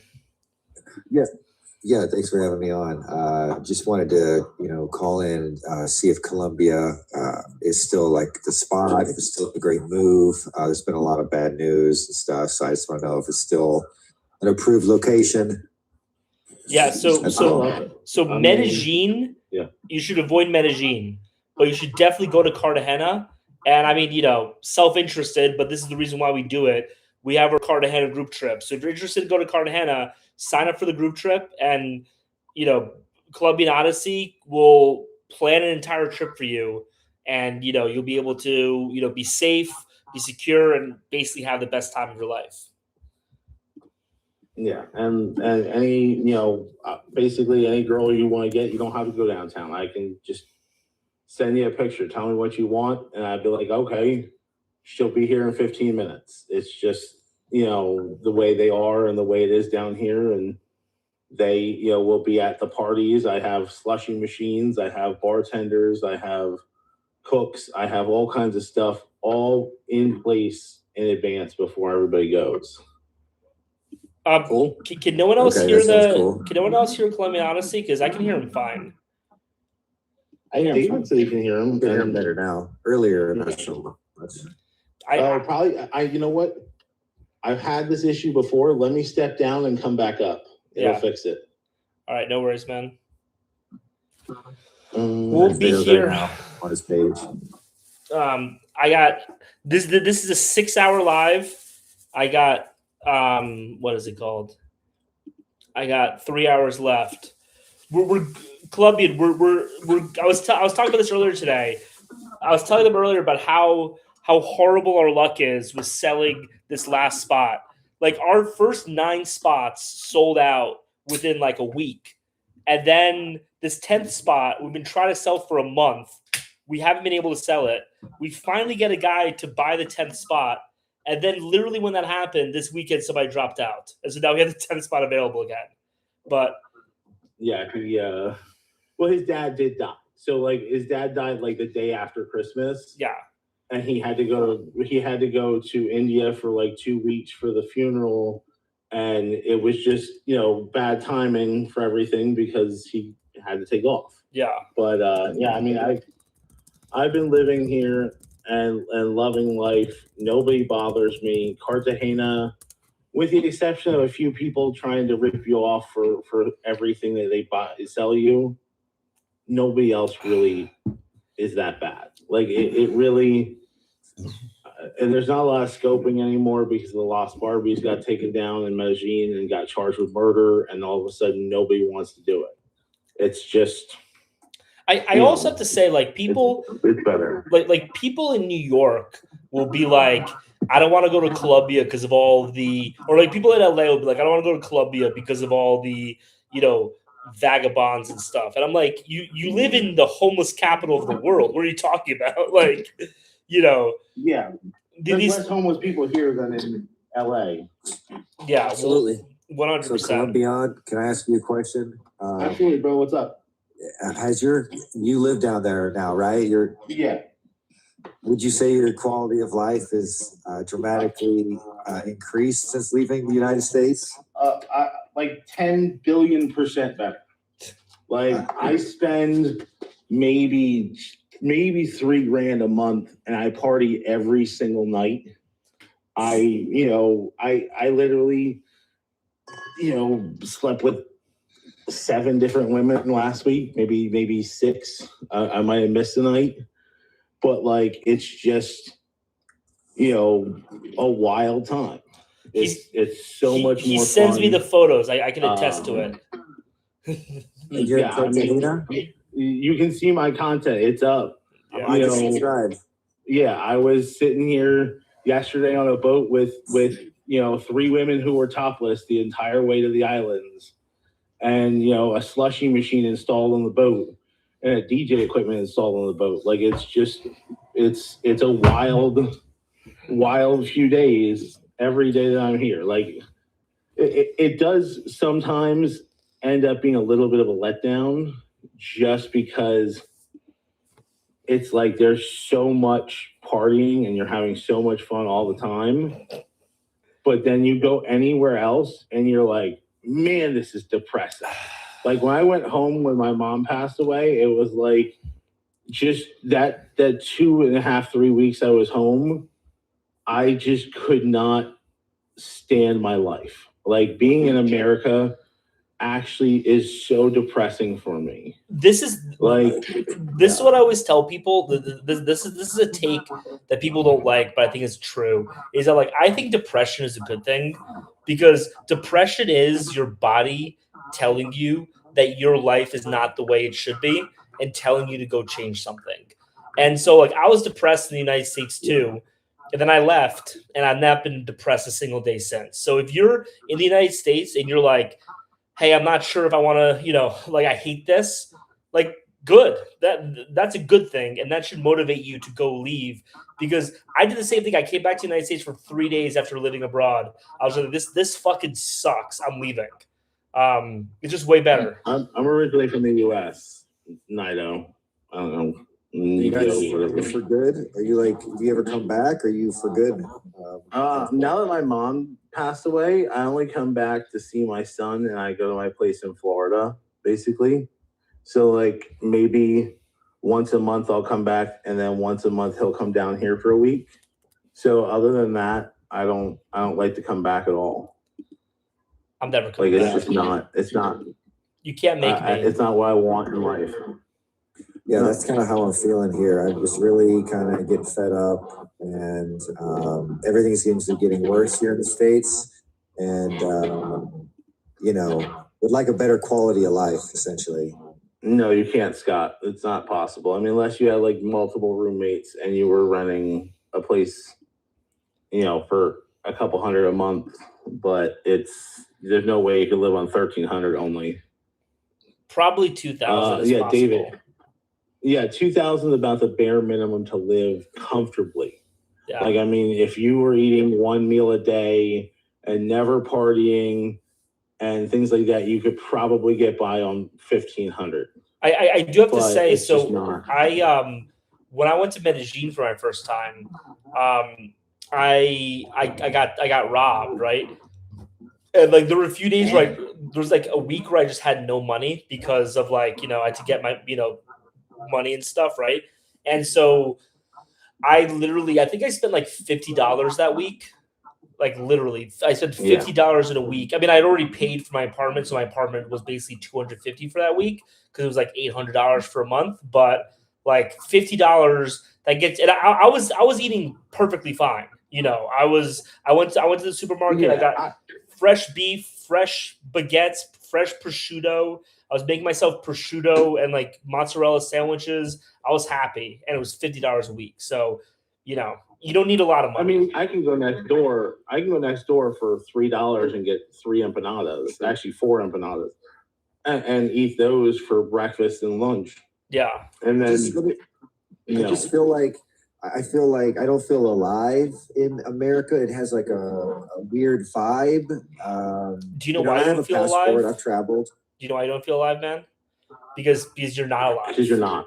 You're not. Listen, and I'm not trying to attack you. I'm trying to like say this in a helpful way. You need to be out exploring, conquering, doing things. Like achieving your objectives as a man. And in America, you're just so pinned in and so boxed in that like you're just not able to do it. That's why you have people who have all of these issues that are happening is because you're just, it's just a society that's not mentally made for you to be happy. But once you start traveling the world and you just feel like you're accomplishing things, feel like life is changing every day in a very positive way, you're going to feel so much more alive. Hey David, here's what I'm gonna do for you, man. If you want to sign up for the group trip, I'll give you a code for 10% off, and you can come down, and I will show you around. You can have an amazing time with me and everybody else. See the lay of the land. Decide if you want to live here, and then if you want to move further with it, I can help you do stuff like get set up with a long-term apartment or a month-to-month situation with some people I know, things like that. Even help you find like work type stuff down here, because there is work for Americans. They do have things that need English first language options, like selling tours, maintenance on buildings, maintenance on things like that are in very tourist populated areas. There is work you can get that is livable wage here if you so desire to do that. I will happily teach you and show you around. Like I said, I'm going to be showing everybody in the group anyways. But if you want to take that last spot, I'll happily extend that to you in a DM since you added me a few minutes ago. And then we can go from there. Honestly, it will be an amazing time for you. I honestly, and yes, you can do AI translation and stuff like that with headphones. The ones for the iPhone, the pros are insane. Like honestly, the stuff you can pick up. I was listening to people talk about me the other day with those in like the other aisle. I was in the store shopping with a girl who I would consider very close with. She's a nurse. She has 2 beautiful kids. I help her out with stuff and we hang out a lot. She's one of my favorite people to hang out with down here. And I heard somebody talking about me like 2 aisles over from us while we were back to school shopping for it. I was like, dang, these things are good. It was like picking up more than my normal hearing. Yeah. And David, I will say one thing also, like, I think the most important part is starting the journey, right? Because you don't know where the journey is going to end. So just for me, right? Like when I started traveling, I was initially planning on doing a year-long trip around the world and then coming back to the United States. Once that trip was over, I was just like, fuck it, I'm not coming back to the United States. So my plan was to live in Brazil, right? So I spent 3 months in Brazil, and then I needed to do a visa run, and I went to Paraguay, right? And I just happened to be me and my wife and ended up staying in Paraguay for 7 months, and my partying, sleeping around lifestyle turned into a married lifestyle, turned into something else, right? But the thing is that, like, I had no idea that that's where I was going to end up when I started it. So the most important thing to find a place where you're happy is just start on that journey and allow life to push you into where you need to be, right? Because there's no way I would have found my wife if I was living in America, right? Like I needed to be out in the world, doing things, experiencing things until I finally found that thing that made sense for me. And I was able to settle down and do that long term. So even if you don't want to be like living in Cartagena, if you don't want to be partying in Cartagena, even if that's not like what your end goal is, like going there and taking that first step is going to allow you to then take that next step, and then start that path down the road where you don't know where the end is, but you know the end is going to be better than where you are right now. Does that make sense? Yeah, I can say that no matter what, you're going to be happier here than anywhere in America. It's not possible not to be happy. I had a girl the other day who got on a bus for 3.5 hours to come see me because I met her in Barranquilla, and she literally took the bus, rode on an unair conditioned bus through not great parts of Colombia to come see me for a day and a half, and then went back home. Like that, like you will never find a woman in America that will do that for you, let alone like the way they treat you when they're here. Like the stuff that they will do for you, not anything, sexually, just the things they will do for you. Yeah, just making you cooking, breakfast, the cleaning, making you breakfast, making your lunch, going to the grocery store for you, doing your laundry. These are all things that they will just naturally do for you because they care about you. A couple days ago, this Venezuelan girl, she was at the doctor's near my house and said she wanted to come see me, and she wanted to cook for me. And I said, okay, we'll go to the grocery store and we'll get what you need to cook for me. And she said, okay. And she said, I'm leaving my doctor's office now. I thought she was in a cab. She walked 25 minutes to my house because she didn't want to ask me to pay for her Uber, which is like the bare minimum of things that I will do for these women. Is anytime they come to my place, I Uber them to me and I Uber them home. But she didn't want to ask. She wanted to cook for me. She wanted to clean up my house afterwards, but she didn't want to ask me for the $4 that the Uber from her doctor's office would have been. And so she walked. Yeah, dude. And I mean, I'm married. Sneakers, in like flip flops. I'm married to a Venezuelan man. Let me tell you, it's the best. Like it really, I mean, whether you want to get married or not, or just be in a relationship, but like the way I describe it is like, imagine just having a person who all they do all day long is think like, is he happy? Is he healthy? And then like trying to figure out ways to make you happier all the time. You literally have a person whose entire mission in life is to make you happy. Like, obviously you're going to be happier in your life. By the way, thanks for the had a mustache and beast. But like, so it's, and the thing is that like, it's such a natural thing for women who want to do. And women in America have been brainwashed that it's like a bad thing to do to take care of your man. While in South America, they're encouraged to do it. Yeah, that sounds refreshing. I started following you because, I'm definitely, I feel like the American woman is not as feminine and won't treat you very good. And, I'm 40, I'm, 6 foot, I've made a little bit of money, not ugly. And it's just, I'm not liking what I see at all. And I'm running out of time too, like I'm right in my prime. I need to like get with somebody that's not going to be a joke or a waste of time. And that's all these girls are here in these big cities. I'm in Texas. Dude, that's all they are. Dude, I'd recommend like going out, and I mean, this is what I did. This is why I would recommend doing it. Going out and fucking around for a little bit, and then afterwards, like get in that rhythm of traveling, and then go and meet somebody. You will 100% meet. Like I promise you, you'll meet somebody that will be everything that you want. And I can tell you that because I did. You know what I mean? Like you'll be able to find that woman that wants to be like a good wife to you. And she will find you. Yeah. And just 6 foot tall, She will come to you.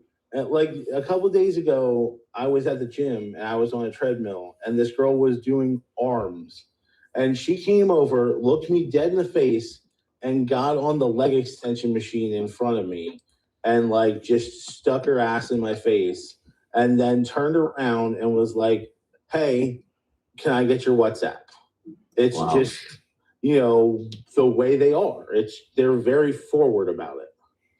That's refreshing. So, yeah, they come up to you. You don't have to look for them. If they like you, they will come to you. I was in a bar one time and a girl literally stopped, looked through the bar window, saw me, came in, sat on my lap, and started talking to me. It's just, and they're all over the place. Every one of them is an 8 or 9 too. They're not ugly. They're not, mean to you. They treat you with respect. They treat you like you want to be treated. It's insane. And it is the numbers, because it's like 9 to 1. Even with tourists here, it's still 9 to 1. You walk around, you'll see maybe 200-300 guys here on traveling on tourism, and then you'll see 1,000 girls walking around dressed the 9. And you'll see a dude in a tank top and basketball shorts taking home an absolute dime that isn't necessarily a working girl. Even if they are a working girl, I don't care what they're doing.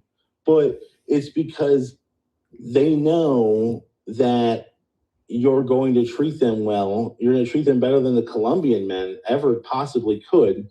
And it's not even going to be a burden to you. Like it's just the bare minimum that we have to do in America is not what they get down here. And so they know you're an American and you're even slightly nice to them. Yeah. What did you say, Paul? Oh yeah, no, I just want to go Sorry. off of that. Like one nice thing about being being married is that like the bare like it really is the absolute bare minimum. And I know this because my wife, she has 2 sisters, they have husbands, she has brothers, they are husbands, she has cousins, right? I am known as like the best husband in the family because I do literally the bare minimum.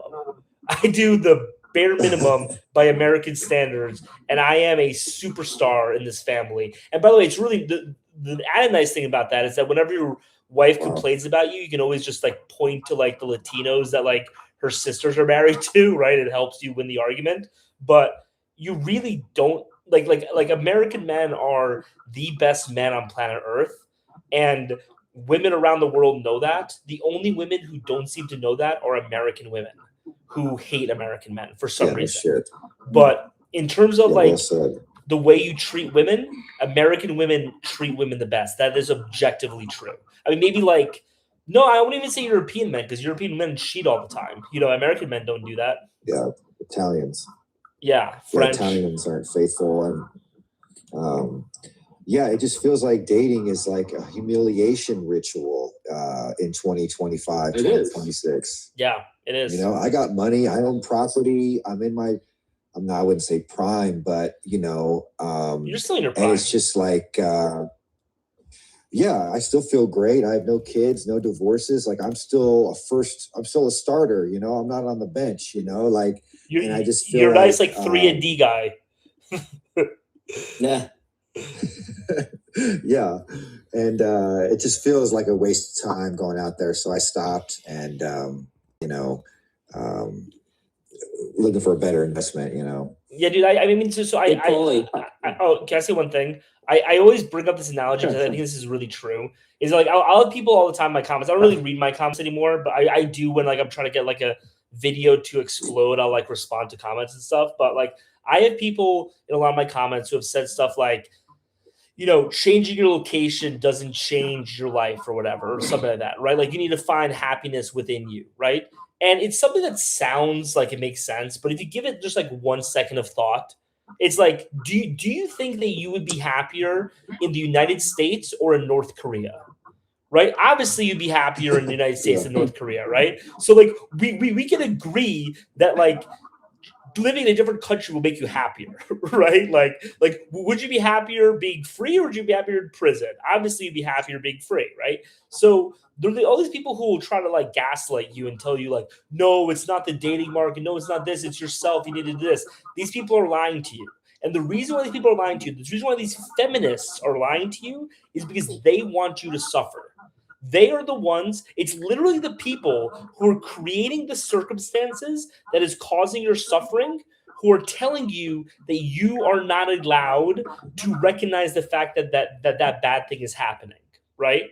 And we've been so, gaslit, yada, yada, yada, whatever word you want to use, that we don't kind of realize it. But it's literally, we're in the situation, I don't want to compare it to this because it was obviously way worse back then, but we are somebody who is in prison being beaten by a guard telling us that we have no right to be upset about being beaten by a guard, right? And it's just no, I'm you have to recognize that you are in prison right now and you need to break out. Anyway, no-go zones. Yeah, it feels like a prison planet, especially America. It feels more and more like a prison, and I think the family culture has eroded. I feel like they don't. You can't have a family here. They don't even care about it anymore. It's just so materialistic, and I can go on and on. I'm sure but hey, one thing I just want to address, not saying that all women down here look at you as a piggy bank. Honestly, so if you go to one of my most recent videos, the last girl that's in blonde, that's laying her head on my lap while she's playing on her phone a little bit, she literally comes here. She has never asked me for anything. If I offer something, she tries to give me money for it. I told her, because she stays over a lot, I bought her shampoo and conditioner to keep at my house. She literally tried to pay me for it today. I was like, it's $10. I'm not going to take $10 from you when you come over here and you cook for me and you clean for me and we go out on dates and we spend time together. I'm not going to charge you for buying you, shampoo. Not every girl here is that way. I'll just add to that, because I think this is the problem with Scott's way of thinking is that like the problem, Scott, is that as David mentioned, American culture is so materialistic and like your entire value in America is a number. It's your height times your salary times whatever, right? And because you live in a world where people only view each other as means to an end, it is impossible for you to realize that in other countries they are not that way. So you see women in Colombia and you think, of course, they only date men because they're rich, they're using it as a piggy bank.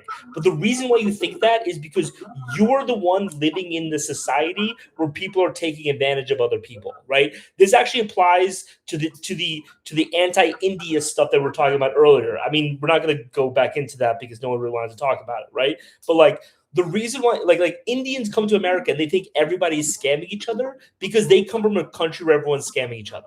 But in America, we just don't scam like that. So we just have a different way of thinking about things, right? In South America, they do not think about things that way. They are not viewing you as just a means to an end. Like for women, especially the traditional women in South America, right? The idea of sleeping with you in order to make money, it's like that is called a prostitute, and that is morally wrong, right? But in America, it's legal down here, so if they want to do it, they'll do it. No. Do that. Exactly, and that's a great point.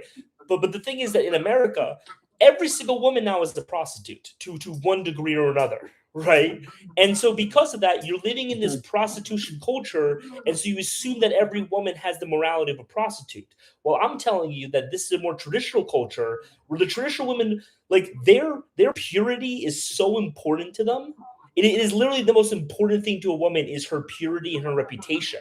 So they would never date somebody in order to be able to get some stuff. Because again, as Clemente said, if they wanted to be a prostitute, they just would be.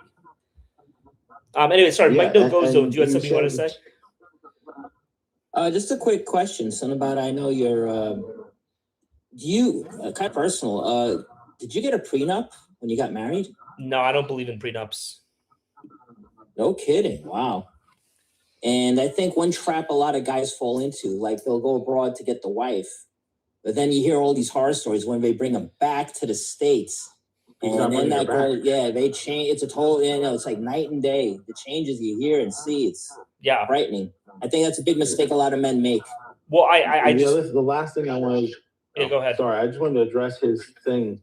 He said that it's a trap that she's just doing that to win me over. She's literally the second girl I slept with when I came here in May. I have been sleeping with her off and on without a commitment or without her asking me for anything since May. Like, when is she going to pull the rug? When is she going to start asking me for stuff? Like, I took her kids to the movies with us a couple days ago, and she was so happy that I did that for them. I'm like, it's your kids. Like, why would I not take your kids to the movies with us? Like, I don't get that. Yeah. So no, it's not just that. For a lot of them it is, but it's not. And so off that subject, it is funny. It's like so people think that my wife is like taking advantage of me, and I'm like, at this point, if she was just dating me in order to make money off of me, first of all, the amount of money that she's going to make is very little. Like this content creation thing does not pay well, even at the level that I'm at. But two, like the amount of stuff that she has done for me, I'm like, you know what? If you have done all that stuff just to get the measly amount of money that you're going to get, congratulations, it's yours. You can keep it. You know what I mean? Like, if this was a transactional thing, I am happy with the results of that transaction. But going off your general point, though, like, I don't think people should move back to the United States So that I agree. Women change. It's not just so. I'll say this. I was talking this with somebody earlier who I had like on a consultation call where I said it's not just that they change. It is that the type of women that are willing to move to the United States are the type of women who are more likely to be into you just for your money. Because you have to remember, if you're dating a woman because she's traditional and she like believes in family values and all that type of stuff, right? That is the type of woman that that will not want to leave her family. Because if she moves to the United States with you, she now no longer gets to see her brothers. She doesn't get to see her mom. She doesn't get to see her cousins, right? So a really family-oriented woman wouldn't really do that. So it's kind of a selection thing where like the types of women, I'm not saying that like no good woman would ever move to the United States. I'm just saying generally speaking, it's better to not move them back to the United States, and you should avoid doing it unless you're in a situation where you kind of have to, do it. You know what I mean? Where like you're living in the United States and you have like kids that you don't have the money to be flying back and forth. If you're in that type of situation, I get it. But like more often than not, don't move back to the United States, live abroad, and marry them abroad. Anyway, Zulu Boss, what's up, man? Hey, man, how are you? Chilling, man. Yeah, nothing. It's more of I kind of wanted to get in on you guys' Cartagena thing. I know you said there was like a short trip in month. Yeah. Is that still available? Yeah, dude. We have one spot still available because there was a issue with one of the customers had a death in the family. So we have a spot available for it's the 16th to the 22nd of March. How much is it? $12.50. When do you need the money? First come, first serve, honestly. It's just whoever's the next person that pays is gonna get the spot. It's basically the way it's gonna work. No, okay, I might sign up for that then. All right, yeah. You can either go right to the website in my link in bio, or you can sign up through Paul. Yeah, you can sign up link in bio. Feel free to just DM. But if you're gonna DM me, Zulu Boss, mention that you want to join on the Cartagena group trip. Like 99% of my DMs, I just don't read. So just like make sure to include that in the first DM if you decide to do it that way. Okay. Yeah. If nobody else takes it, I'm definitely taking it. Yeah, go for it. Have you ever been? Not the Cartagena. I go to Medellin, Paulie, There's also financing options directly through the website because it's on Shopify, so you can actually sign up through them and do pay later or stuff like that. So okay, but I'll do that today. Yeah. Awesome. Yay, I'm here. Yeah, dude, I've been a few times. It's good stuff. Raymundo, you wanted to join? What's up, man? Hi, I'm in Malaysia. Okay. Oh, nice. What's up, man? Yeah, Malaysia, P9, Georgetown. What you guys doing? Luis is trying to come over, Paul, so I'm gonna step down. All right, brother? All right, dude. Talk to you later. Catch you later. Yeah. My wife, it's impossible for her to not have my attention at least once an hour. So she now just like walked into the room and is just staring at me until I decide to talk to her instead of talk to you guys. If you're an older man, it's fine. Mike no go zones. What do you have for us while she annoys me? Yeah, I was gonna say, well, I think I already DM'd you. Next month, I'm gonna be not only in Lima, Peru. I'm taking a side trip to the Amazon jungle. I'm going to a city called Puerto Maldonado. Nice. Where I'm gonna do some filming, and by all means, if you want to do a deep dive, yeah, I'll definitely be taking notes. So if you want to dedicate like an episode to Peru, I'll be more than happy to put in my 2 cents.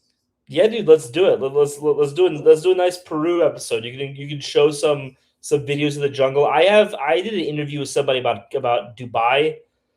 That's been literally sitting on my hard drive for like 2 weeks now because I've just been sick. But I'm gonna drop that on Wednesday.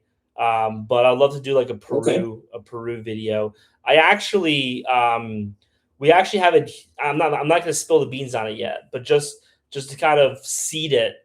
Starting next next week, we're gonna have a huge announcement on next Tuesday's live.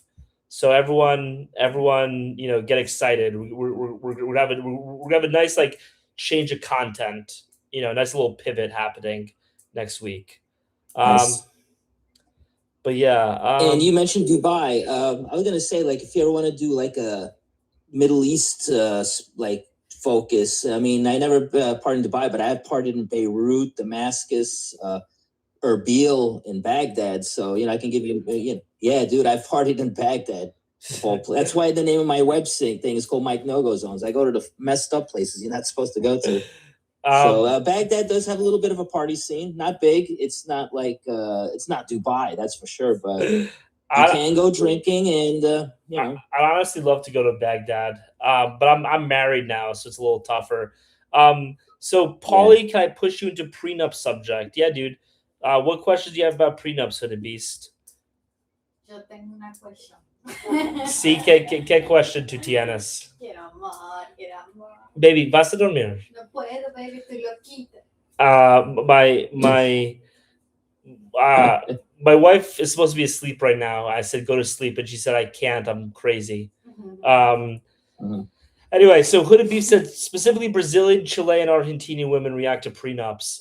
So I mean they react very negatively to prenups. Latinas in general. I mean you can try to push it on them if you want, but I mean I also just don't agree with prenups. ¿Estás hablando de mujeres? No. ¿Estás hablando de mujeres? Ya basta.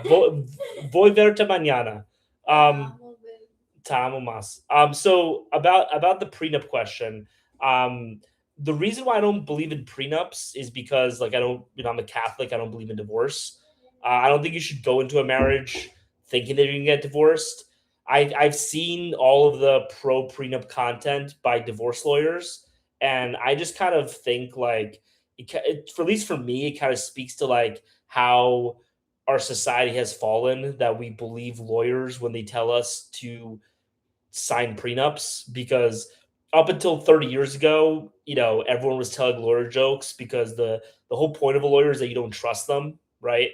And I think going into a relationship with a prenup, is kind of going to a relationship with one foot out the door. If you don't think that the woman is into you for love, if you think that she's gonna take your money, then you just shouldn't marry her. You should marry somebody else, right? You should find the one. You shouldn't marry somebody that you think is terrible. You should find someone that you actually want to marry. At least that's my opinion. And here's the thing, right? I think that like the only way, and I'm gonna sound really corny here, but the only way you can really know if somebody loves you, the only way you can really know if someone loves you is if you put yourself in a vulnerable position with them, right? And that's kind of what I think is the beautiful thing about marriage, is because you're kind of taking this other person, you're putting a loaded gun in their hand. You're telling them that they can shoot you, and not only will they not be prosecuted for shooting you, they're going to be rewarded, right, by like divorcing you and taking all your money, right?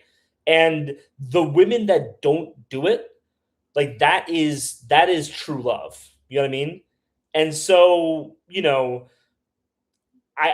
I think really knowing if a woman is in love with you is much more important than protecting whatever bullshit assets you have. But again, that's just my opinion. I also don't think that like money doesn't really matter that much. Paulie, have you ever dated a religious American girl? I have before. Religious American girls aren't really religious, to be honest with you. But I'm married to a Catholic Latina, which is great. Yeah, people in South America are going to reject prenups. I guess I'm a little weary because I'm divorced, so once bitten, twice shy. I always kind of learn my lesson, but yeah, hey, each their own. I mean, I agree with you, Paulie, what you said about the women being all back when you earlier said about women being prostitutes on all levels. I don't really, that doesn't bother me about South American women, because like you said, American women are just as big as prostitutes, but they have their own way about doing it, of getting you. So I don't like that argument, as well. Sorry. Yeah, no, 100%. I mean, the thing is that women I made a couple of videos about this. I should make some more, but like I think of something called I've been in this concept called the hoe distribution graph, right? And so if you think about women on a scale on a scale of 0 to 10, how much of a hoe they are, right? In America, it's a graph like this, where like you don't have pretty much any really traditional women, and you don't have any outright prostitutes, or very little. Every woman is kind of in the middle, right? And you have this kind of gray zone of prostitution where it's just like, well, I'm going out with him because he's buying me a nice dinner, but there's not an explicit exchange of, you know, dinner for this, but it's implicit and it's all these other things, right?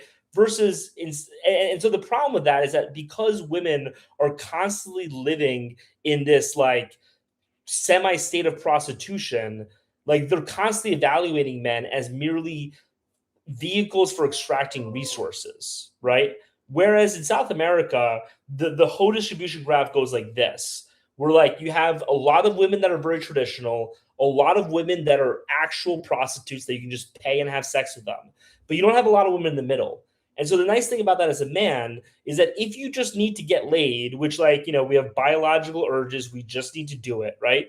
You can go do that, right? But then, if you want to find a good woman that you can actually settle down and get married with, you can do that too, right?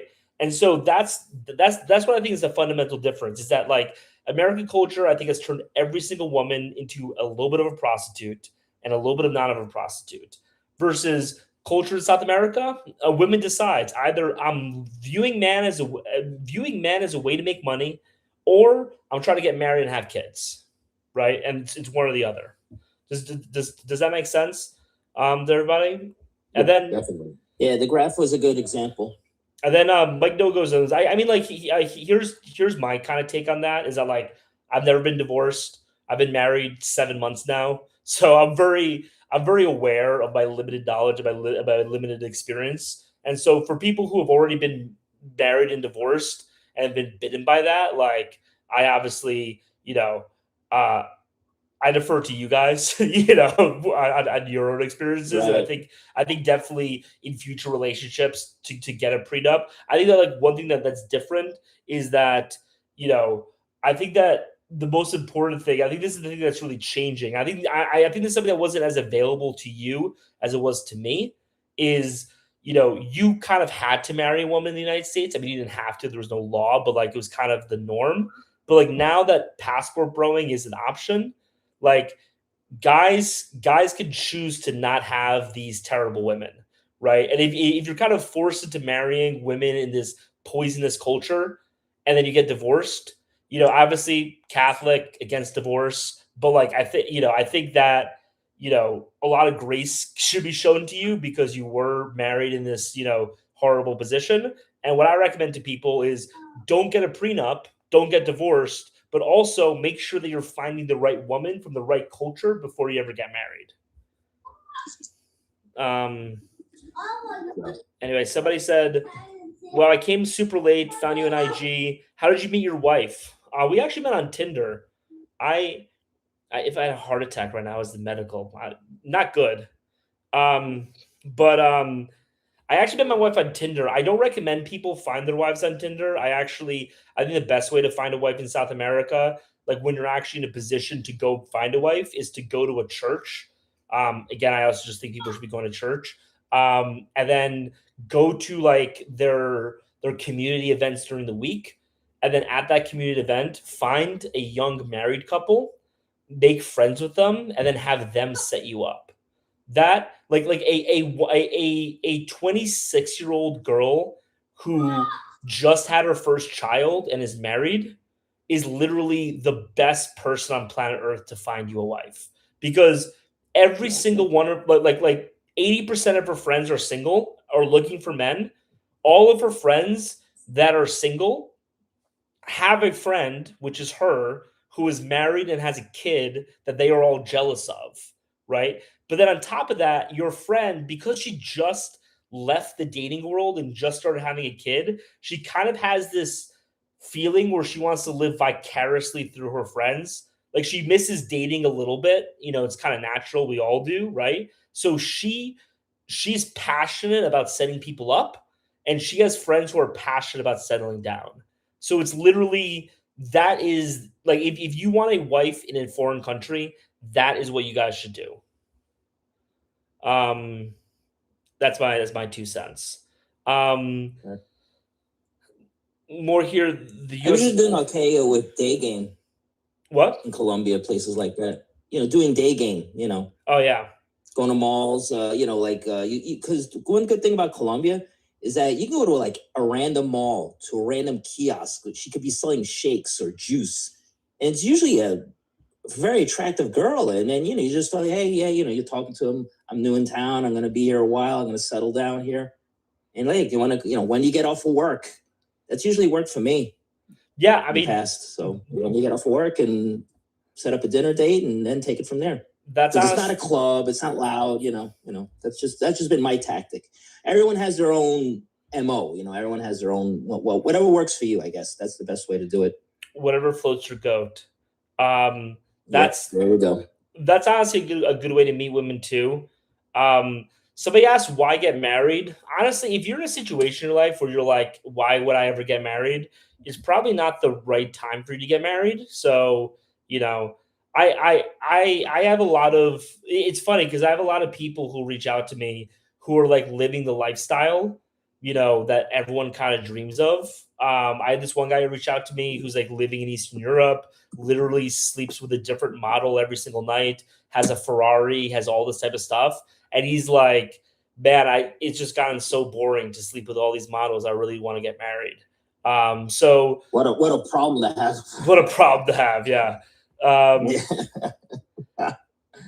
In the Philippines, they're Catholic. Yeah, Philippines is a Catholic country. Awesome. Yeah. Any other questions? This is a 6-hour live, so we're going. I'll be here for 2.5 more hours. Actually, I gotta do some. I want to bid you good night. I'll probably check up on your live tomorrow. I gotta take care of some things. So have a good evening. See you later, man. All right, take. Did you meet your wife in Colombia? No, I actually met my wife in Paraguay. It was a complete accident. I no intention of meeting a wife that day. So I finished my trip around the world. I spent 3 months in Brazil, and then I was basically doing a visa run to Paraguay, and I literally was like planning on going back to Brazil. And then I had a date planned up with this girl. I was like doing some like pregame before I got to Paraguay, and she ended up acting like really sketchy towards me. So I canceled that date, and then I paid for Tinder Pro just because I felt like it. It's the first time I ever did it, and I got so many matches that my phone started to overheat, and I literally like built out dates like 2 weeks in advance every single day. But then, I met my wife, and the moment I met her, I realized this would be, the future wife of my kids, the future mother of my kids, not the future wife of my kids, the future mother of my kids. And then, that was the end of it. I ended up staying in Paraguay for 7 months. Someone asks that it requires a lot of time though. I'm not nomading. Also, preference is Vietnam. Yeah, dude, Southeast Asia, Tinder is fishing with dynamite. It's one of the easiest places to pick up women on Tinder, except for Thailand, because they're just inundated with Americans. But if you go like anywhere else in Southeast Asia on Tinder, you're going to be completely bombarded. Cambodia is another place where like, oh, yeah, what up, Joel? How's it going? I might try Paraguay with my fiance in June, July. Yeah, dude, Paraguay is nice. Paraguay is not really a place to visit, though, to be honest. It's I mean, it's a place to visit if you've been to a bunch of places in South America. If you haven't, though, it's not like, like Rio de Janeiro is obviously the best place to visit in South America, but Fuego Eats, I know you've been all over, so you're definitely gonna enjoy it. I like Southeast Asia because it's safe. Yeah, dude, Southeast Asia, you know, that is like the big benefit of Southeast Asia over um Latin America is that Southeast Asia is incredibly safe in comparison to pretty much everywhere else in the world, to be honest.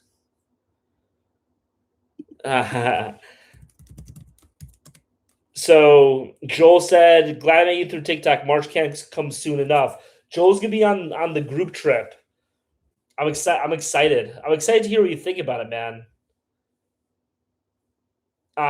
In terms of how much money should you bring?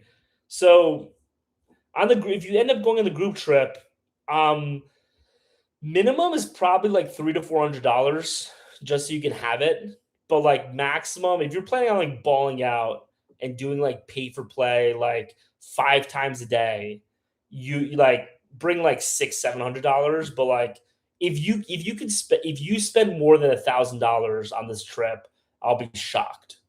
You know, you'll probably spend like $400 or $500 total. Uh, anyway, any other questions?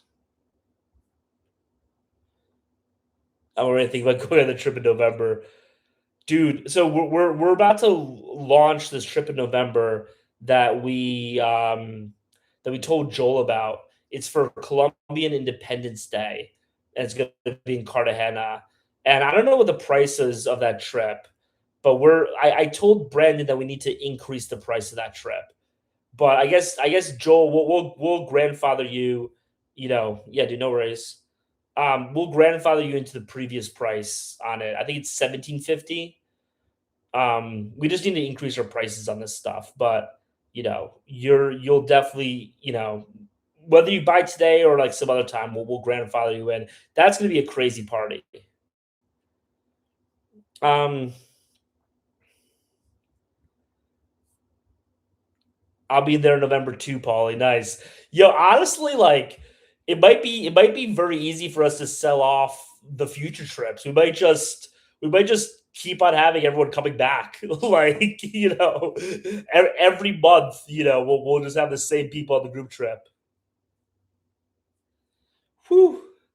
Yo, I like so Seth is doing a private trip with us around the same time. So you know, depending on if Seth wants to, we can do some crossovers between you guys. But me and Brandon have like calls like 20-30 minutes a day where we're talking about Seth's trip. We're so excited for the trip, man. Like I'm honestly afraid that Colombian Odyssey is gonna have a heart attack.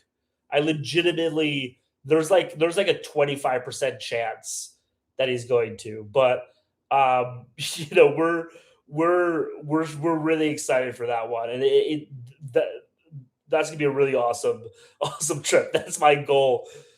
Ah man,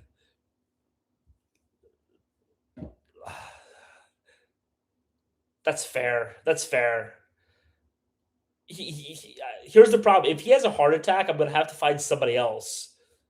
Imagine if like Seth just keeps on killing off my business partners. Like like he does the trip with Brandon. Brandon gets a heart attack. He's incapacitated. He can't do it anymore. I find somebody else in Cartagena who can do it.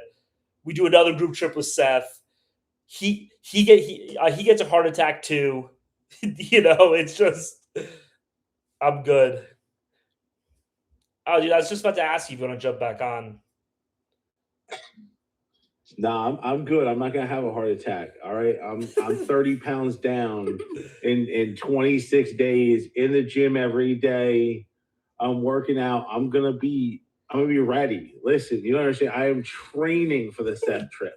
Okay. Every day I drink and do as much stuff as I possibly can to build up my tolerance so that Seth doesn't kill me. That is like literally, I wake up and you know, take care of all the things that need to be done, and then hit the gym, then make healthy food. Like I'm ready. This is, Luis is on her way. We're gonna get some cardio in a little bit. Just gotta. It would be it would be hilarious if Seth still like drinks you under the table. You know what I mean? It would be funny if like even after that. Listen, he's still gonna drink me under the table, but I'm gonna be prepared. I told Adriana when she's gonna be the bartender that she's gotta make his drink stronger than mine. Like that's like put a little less alcohol, a little bit more mixture in mine. All right. The weather's like 80 degrees and sunny every day, buddy. It's always sunny. Joel asks, apparently you're having a tattoo artist coming? I do have a tattoo artist as an option to come out. So if anybody decides they want a tattoo, the guy that did my forearm tattoo for dirt cheap is coming out and will do tattoos for anybody. I scheduled another tattoo for myself and told him that it's possible that other people can get tattoos as well at that time. Not year round, like there's some rainier seasons, but most of the time it's 80 to 85 and sunny all the time. But yeah. So Darian and Joel both said that they wanted to do Independence Day, which Okay. Independence Day is going to be like the capstone. So I put out a lot of content. I'm going to put out a video tomorrow because I keep on telling people to not go to Rio de Janeiro for Carnival, which is like, true, right? But I like Independence Day in Cartagena is basically what you think Carnival in Rio is.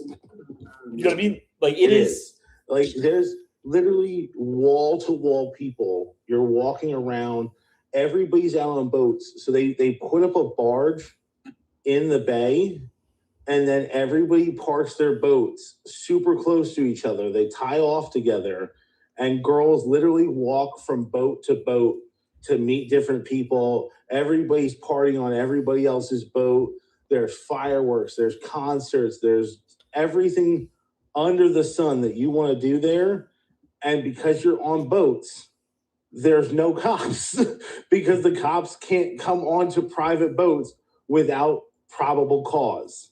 So and they can't navigate through because it's just this floating web of if you ever heard the Trailer Park song where it's talking about the redneck yacht club or whatever, that's what it's like. Everybody's just tied off together and partying in the center, and there's a concert going on.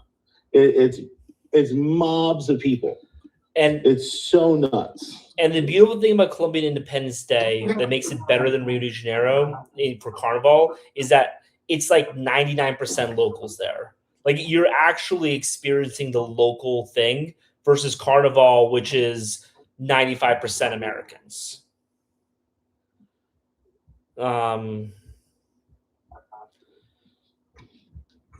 Yeah. Brazil in general, some different groups you can join. Perfect. Yeah, I think Luger is coming down. Zulu as well. Yeah, I mean, we can. Like I said, we were talking about opening up to 15. I don't mind opening up to 15. It is what it is. It's not any more work for me because you're gonna all do the same thing together. So you just do. I can either rent. I mean, Seth can attest to this. I have mansions available to me on the spot within a minute's notice. I can go to and be like, hey, I want to rent this 15-bedroom mansion for this day, and they will accommodate me. When Seth was asking me questions, I said, hold on, and within 10 minutes, I was inside one of the mansions I was talking to him about and taking videos and showing him the place. It's just the connection network that I have down here of people from living here and being so friendly and open and out there in the community. As a 6'5", 350-pound man walking around all day, and it's like, everybody knows you, everybody sees you, everybody recognizes you. So like you become friends with everyone so fast. 100%. So we have a couple people fill out the form. That's awesome. It seems like we don't really have that many questions right now. So we've been doing this for 4 hours. I'm happy to stay on if there's like stuff for us to talk about, but if there isn't, we might head off soon. But yeah, dude. Yeah, I can be on for like 25 more minutes till she actually gets here. So Nice. I just had to talk to her real quick. Yeah, there's But been yeah, I there's mean, been issues with TikTok, but I'm not. I mean, I was doing the anti-India stuff as like a bit, but tomorrow we're gonna be back to just travel content. But what are some places to go for beginners, dude? So like, I mean, I hate to keep on banging this drum, but like this group trip is the place to go for beginners. Like we're literally like Clubbing Honesty. I'm literally putting a Yeah, go ahead, dude. Bumper guards. I'm literally putting up bumper guards for you. Like you literally cannot hit a gutter ball coming down on this thing because like everything that you could possibly do wrong, I can protect you from doing. And if something bad happens to you while you're here, I have 5 iPhones and Android phones sitting in a drawer, brand new in box that are, I mean, not brand new, they're refurbished.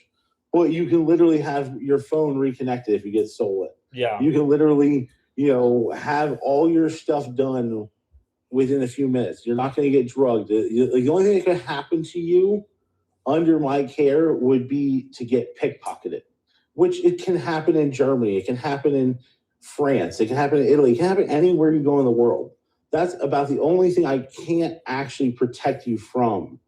And I'll say that, like, I got scoped and like my stuff got stolen. Like, is not just the monetary loss; it's the fact that you have to spend like 3 days in a foreign country trying to find your way back to doing things, right? So even if something bad happens to you, you'll have a support network there to help guide you back to real life. You know what I mean? Versus if you were just by yourself like me, it was literally like if she had stolen my passport or if I had not had my burner cell phone with me, I would have been completely screwed. And I had no cash left. So like I literally would have just like I mean, it would have taken a while for me to starve, I'll admit that, but I would have starved,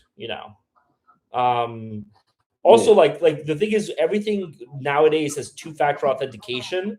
So literally, if you want to just like sign back into your email account, you can't do that without a phone. So if they steal your phone, you're screwed. So again, as he said, like it literally, it's bumpers for you to make the trip as safe as possible, and it'll just be a lot more fun with those bumpers. Like if it's your first time bowling, like, yeah, you can bowl a 3 without bumpers and feel very proud of yourself. Or you can just have a fun time bowling with bumpers and like enjoy yourself. You know what I mean? Like if you are to be walking around Colombia scared that you're going to be robbed, you're not going to have a good time, and you're going to end up spending, $500 on plane tickets,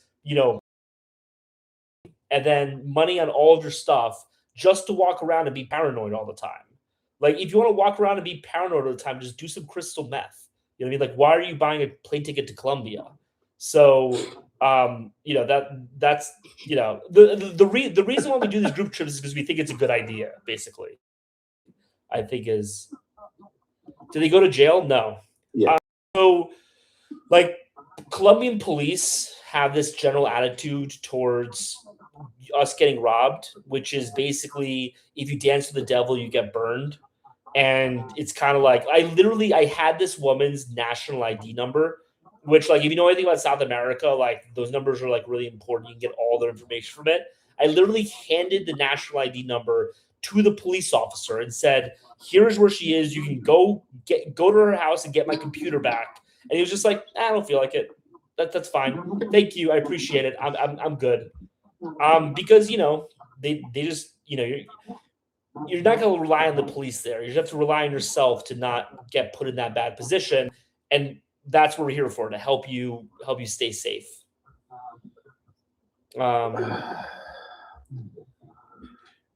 Yeah. If I want to stay longer, I don't know, man. If you want to stay longer, we can help you stay longer. But yeah, what's yeah, up? I was just gonna say, if you want to stay longer, you can rent a room from me, or you can rent my Airbnb from me and stay longer. I can help you out with stuff, and we can work out a price offline. It was supposed to say offline, but that's, I can still show you around and take you places, or you can go off on your own. And if you need me, I'm a text message away. Like, it's not, it's not really difficult. You can just send me a WhatsApp and say, hey, I need your help. I want to go here. I want to go see this. I want to do that. I can just show you the way. So Joel asked, do I need to take my passport with me when we go out? You should not take your passport with you. No. Your passport should be maybe not in a safe, but it should be in a safe location. Do not take your passport out with you at all. I would honestly say I'll put the passports in a safe in my apartment, like away from the mansion, even just to have it. Just take a photo of it, and then you have it for anything you might need it for. But even so, you don't really. They all accept it. You don't really need it. I went to one restaurant where they asked me for my passport number. I was just like, why the fuck do you need my passport number? Like go fuck yourself. You actually would need it if you wanted to make any large purchases, like if you wanted to buy jewelry, or if you wanted to buy large gifts, because they charge you a 19% tax, and then you get 12 of that back. Oh yeah. So like if you came here and you want to be like, okay, I want to buy some gold jewelry because it's cheaper here, you can, and then you would pay the 19% and you would get 12% back. So they do need your passport number for that. Yeah. So that's why I suggest having the passport number, or That's if you true. have an incident where you do need the police. I mean, I personally, I have like a photo of my passport, and it does wonders. I've never been to Trinidad. I've heard some good things. Generally speaking, though, it seems like it's like a dangerous place. I'm not sure though, but I've never been. Is Tinder better in Colombia or the United States? Dude, Tinder is so much better in Colombia. What are you talking about? Like, yeah, that's what I've heard. I've heard Trinidad has great carnival. I can't confirm or deny. Okay, you live in Trinidad. Great. Awesome. Visit during carnival. Yeah. Well, I was planning on 6 hours. I think 3 hours and 45 minutes is pretty good, especially because we people have been falling off. But any last questions? Any last statements? Any last anything? Brendan, by the way, so sorry I keep on saying your government name, but any last That's fine. any last thoughts? Is Seth still out here? No, I mean, like, Seth's Seth still and me are texting, and that's why I actually windowed out for a second. He just told me to prepare to die in November. But yeah, I mean, like, honestly, I thought I was going to die in November this last time, and I was just partying with my friends here. Like, literally, it was just me and all my employees for one night for the one concert. I was like, you know what? We're just going to go out on the boat, and we're going to party for the concert. I'm not going to make any money off of this. Like, just come out with me. And I honestly it was so wild. And there was so many people. It was just so much fun. Like, it was just such a good time. And like you said, it's more locals. Like Carnival, there's so many tourists that it draws in the bad element looking to take advantage of the tourists. Because Independence Day is such a local event, it doesn't draw in that bad element, because the bad element doesn't hurt Colombians. Like, that's not their goal. Same with Christmas here. Christmas here was a madhouse. If you saw some of my videos for it, but there wasn't a lot of problems because it's a local thing. Like, the locals take it so seriously. So it's a little differently. I mean, Independence Day is going to be lit. I can't wait to have a group for it. Everyone's too broke to rob there. Um, I think Yeah. I think so I told Darian and Joel because I checked. Yo, take care of Joel. I told Darian and Joel that because I looked at the price. I remember that we were going to raise the price. I forgot what it was, but I told them that we could grandfather We're them gonna in. raise it to 2,000. We're raising it to 2,000, but we're gonna grandfather Darian Yeah, and we're raising it Joel to 2,000. but we grandfather them in though, right? Is that okay? Yeah, we can do that. That's fine with me. I don't care. Awesome. Anyways, somebody said I'm a passport overload, supreme commander. I'm growing unconscious. What do you think of sex tourists? They're completely fine, dude. They're just tourists. So yeah, I've no problem with it. Obviously, we're literally selling group packages to Cartagena. Like, Like, what's the I problem look with at it this way. Like, you don't have to travel to these places to find that. Like, you can find that on a website in your local town. But you know what's going to happen if you go to one of the places that's like an Asian place or things like that? Those women are all trafficked. Those women are being abused. Like, if you want to do that, come to places like this, because guess what? These girls are all doing it of their own free will because it's easy to make money. They're not doing it because they have somebody forcing them. They're doing it because they want to. It's different. So Drip King said they leave children fatherless, though. It's like, yeah, I'm against that. I'm against people leaving people fatherless, but that's a different thing from sex tourism, especially because like this is something that people don't really understand about pay for play in foreign countries. Is pay for play in foreign countries is way more sanitary than without girls you're paying for. I would even argue to a point that like it's a little bit too sanitary. Like they are very, very cautious. They make you put a condom on, they make you do this, they make you do that, right? So like I mean, obviously you can pay extra to not use a condom. I'm not saying that like it's not possible, right? But I'm just saying like I think this is a lot of like misconceptions that there are Americans who like go abroad and like have like a string of like blue-eyed people in Cambodia. It's not true. Like it's just not an accurate representation of what's going on. I was growing unconscious. What, dude, like that's such a feminist way of fucking saying it. It's like I was growing a conscience. I'm not telling you to not have a conscience. I'm saying that it's not something that is immoral. I fucking troll. Anyway, Western Union Poppy nickname. When women find the men and go through the course to get money from them, I don't really. They're not all doing it on their free will in Latam. Yeah, I mean, not every single one is doing it on their own free will. Like, obviously, not everyone in any profession does everything in their own free will, but the vast majority are. Yeah, of course, not all of them, but most of them are. Yeah, and I know that because I talk to them all the time. A lot of them are friends, like that. I treat them with respect, and they would let me know if they weren't. By the way, Seth, it's snowing in Cartagena right now. The weather changed. The weather definitely has changed. What does your fam think of you living abroad, Paulie?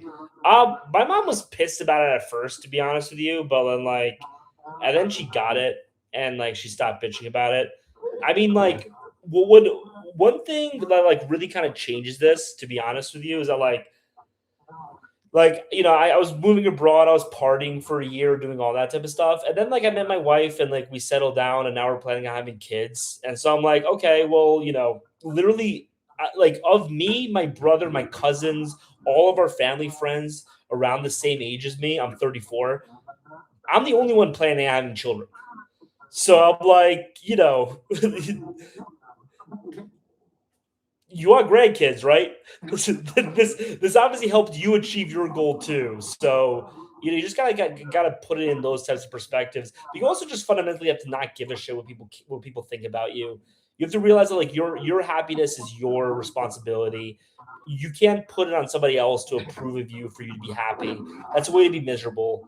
Just live the life that you want to live, and then like be happy off of that.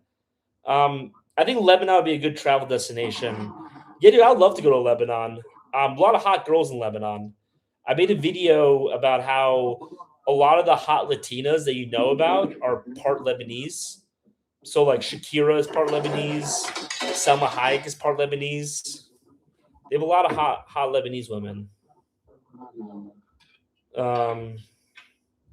Awesome. Any other questions? I was almost arrested trying to get a prostitute. Yeah, dude, that sucks. Yeah, that can happen. That can happen. Yeah. But it's still possible to find them pretty easily. I'm gonna need it. Darius, like I need an Ivy for Cartagena. Hey, I got it, man. $40 a thing. They'll come right to us. If you spend a week in Cartagena, how much would we expect to spend per day? Like $50, something like that. $50 on food, and then like depending on if you want to sleep with a girl every single day, like it all depends. Like $50 is a really high food budget, though. Like if you think you're gonna go and spend more than that, unless you're going to like the really expensive restaurants downtown, like if you go to Gethsemane, I've literally gone with 3 women. We have all eaten and gotten drinks and, had a good time, like to the point where we at least had 1 or 2 drinks, and the entire bill for the entire table was $60. Like, it's not going to be expensive for food. Oh, sorry, continue. If you want to see a girl every single day or multiple girls every single day, depending on how wild you want to get, it's going to cost you, $50 to $100 per girl. So you got to factor that into your budget, stuff like that. So unless you're meeting regular girls at the gym. Me and my wife aren't like really ostentatious people, and so we don't really go out to like nice restaurants a lot. Like we'll eat out, but we're not like eating out of like nice restaurants. We went out to a really nice restaurant last weekend. Like, it was like a Rodizio place, Churrasco. And it was like, we got a bottle of wine. We got all you can eat for 2 people. It was legitimately $45 for 2 people. I mean, this isn't in Cartagena, obviously. We're in Bolivia. But like Latin America is so much cheaper that we literally tried to spend as much money as possible, and we spent like $50 for 2 people. I mean, if I go to Rio Steakhouse, I'll spend $100 on 2 people, but that's going to be a really high grade steak and drinks. And if I go to Gethsemane and go to Maluto's Gastro Bar, we're getting salmon and shrimp and different things like that. It's $30 for 2 people. Yeah. So it all depends where you go in the city. It is going to be dependent on your price. Like, there's people charging $25 for a shot of tequila in some of the rooftop bars. Whereas if you go to, other bars that aren't quite as popular, you're going to spend $5 on a shot of tequila. It's all about where you're going out in. And that's part of living here is learning those things. Like that's, the money that you will save by having someone show you where to go is invaluable, because I'm not going to take you guys to the rooftop bar that charges $25 for a shot of tequila. I'm going to take you to the one that charges you, $60 for a bottle of tequila, and you're all partying like that. I actually have a story about that with Rio de Janeiro. The crazy thing about Rio de Janeiro, especially like Copa, is that like when you go to Copa, you'll literally see a restaurant that is like $30-$40 a person, and then right next door, I don't mean like down the block, I mean next door, you have a restaurant that is for the locals and is like $3 a person. And one thing that happens is that when you travel to these places, like everything is very cheap, but there are some honeypots that are there to like take your money, and you need to know what places to avoid. There are only a few places on planet Earth that I think you can literally just go and not know anything and just walk into places and have it be cheap. One of those is Vietnam, and I can't really think of a lot of others. But you know, that's the thing about Cartagena, right? Is that like you have a lot of places that are cheap, and you have some places that are expensive, and we're going to help you find the cheap places that are worth the money. Why are you in Bolivia? I'm just traveling, bro. I'm trying to find some new places. Honestly, I thought that Santa Cruz, Bolivia would be like the next spot. And so I came here to find out if it's the next spot. And the answer is no. Santa Cruz kind of sucks. So, but that's what happens when you travel enough, you have to go to some places that suck in order to get to like the hidden gems. But if you're literally on your first trip, you shouldn't be going to new places. You should be going, as Clubinazzi said, you should be bowling with the pins. With the guardrails up. Oh yeah, with the guardrails. Do you think Georgia would be a good travel destination? Yeah, I do. Me and my wife were supposed to go to Georgia, but we didn't because she needed a visa. Thoughts on Paris girls? Paris girls suck.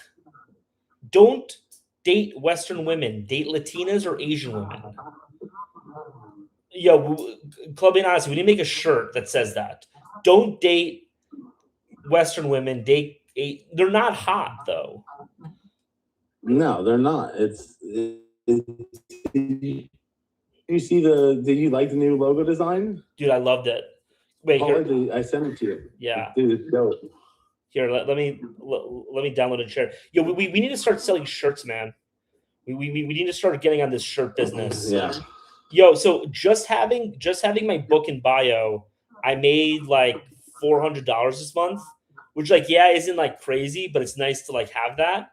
We need to put shirts in just because I'm pretty sure there. Yo, put a 1 in the chat if you guys would be interested in a shirt. You obviously don't have to like actually buy the shirt if you put it, but just trying to understand if you guys would be interested in a shirt. But yeah, this shirt, this looks so sick. Like on a white or black background, that would look so dope. That looks so dope. Tank tops, t-shirts. Oh yeah, so much fun. We got some ones in the chat. We're leaving money on the table, bro. We're leaving money on the table. All right. Listen, man, I'll send you a link to it, man. We can make it happen. I'm gonna be publishing that shirt tomorrow. So I don't know why. Anyway, why are you? Oh yeah, you have to dip right now, right? Yeah, I do have to dip. Like I got to. Luis is literally in a cab right now. So without the girls, it's better. What are you talking about? The girls are the reason why that's a dope shirt. Like that's literally the shirt, man. Yeah, like I don't know, but yeah. Anyway, see you, dude. All right, bro. Awesome. It was really fun being on. Have a good night. See ya.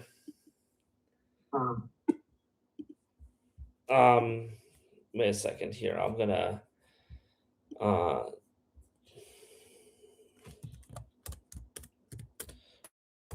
dude, that was awesome.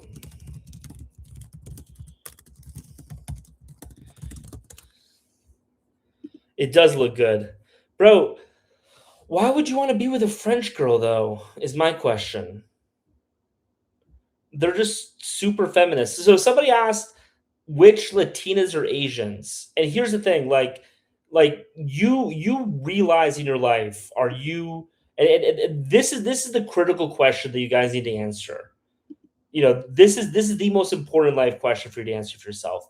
Are you a Asian girl guy or are you a Latina guy? And you can't be both. You know what I mean? You have to be one or the other, and you'll realize it when you travel. You're both. You're both. Okay, well, I guess I'm wrong. I guess I'm wrong about that.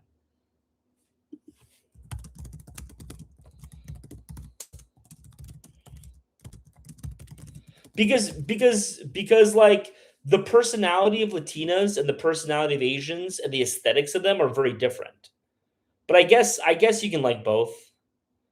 Okay. You know what? Okay, you guys. I was literally at the beginning of a take. I was at the beginning of a take. I was at the beginning of like a rant that I was gonna post tomorrow, and then Zulu and Big Jerome just checked me, and like you know what? You guys are right. You know what? You like buffets. I'm gonna give that to you. I find Vietnamese women so attractive, dude. I don't find Vietnamese women that attractive, to be honest with you.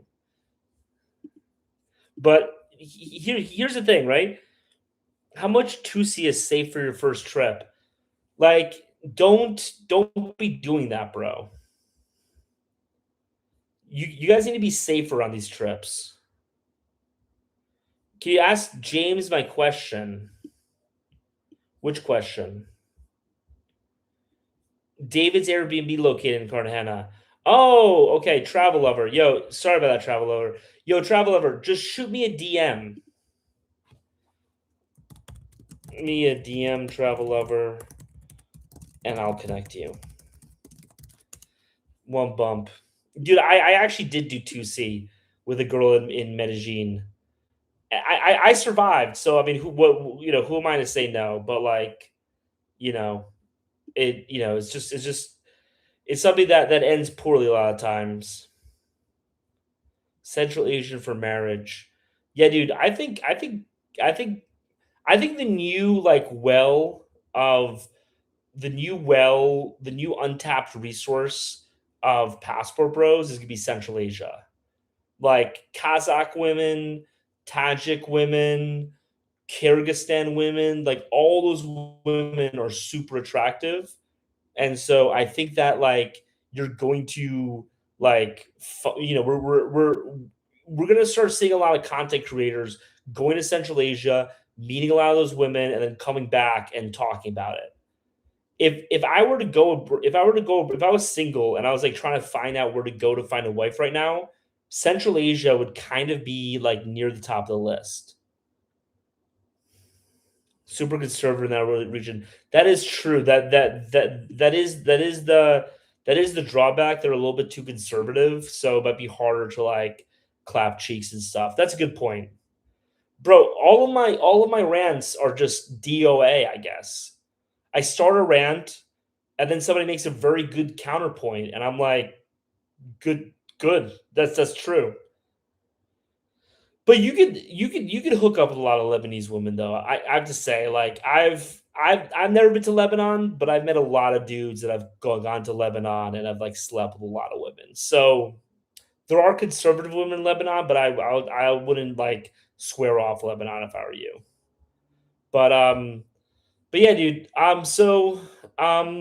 Thanks everyone for joining. We're gonna do this tomorrow. We're gonna do this tomorrow at 10 p.m. So basically, this time tomorrow is when I'm gonna start the live, and I'll see you guys tomorrow. Thanks everyone for joining. Hope you guys had a good time. Appreciate it.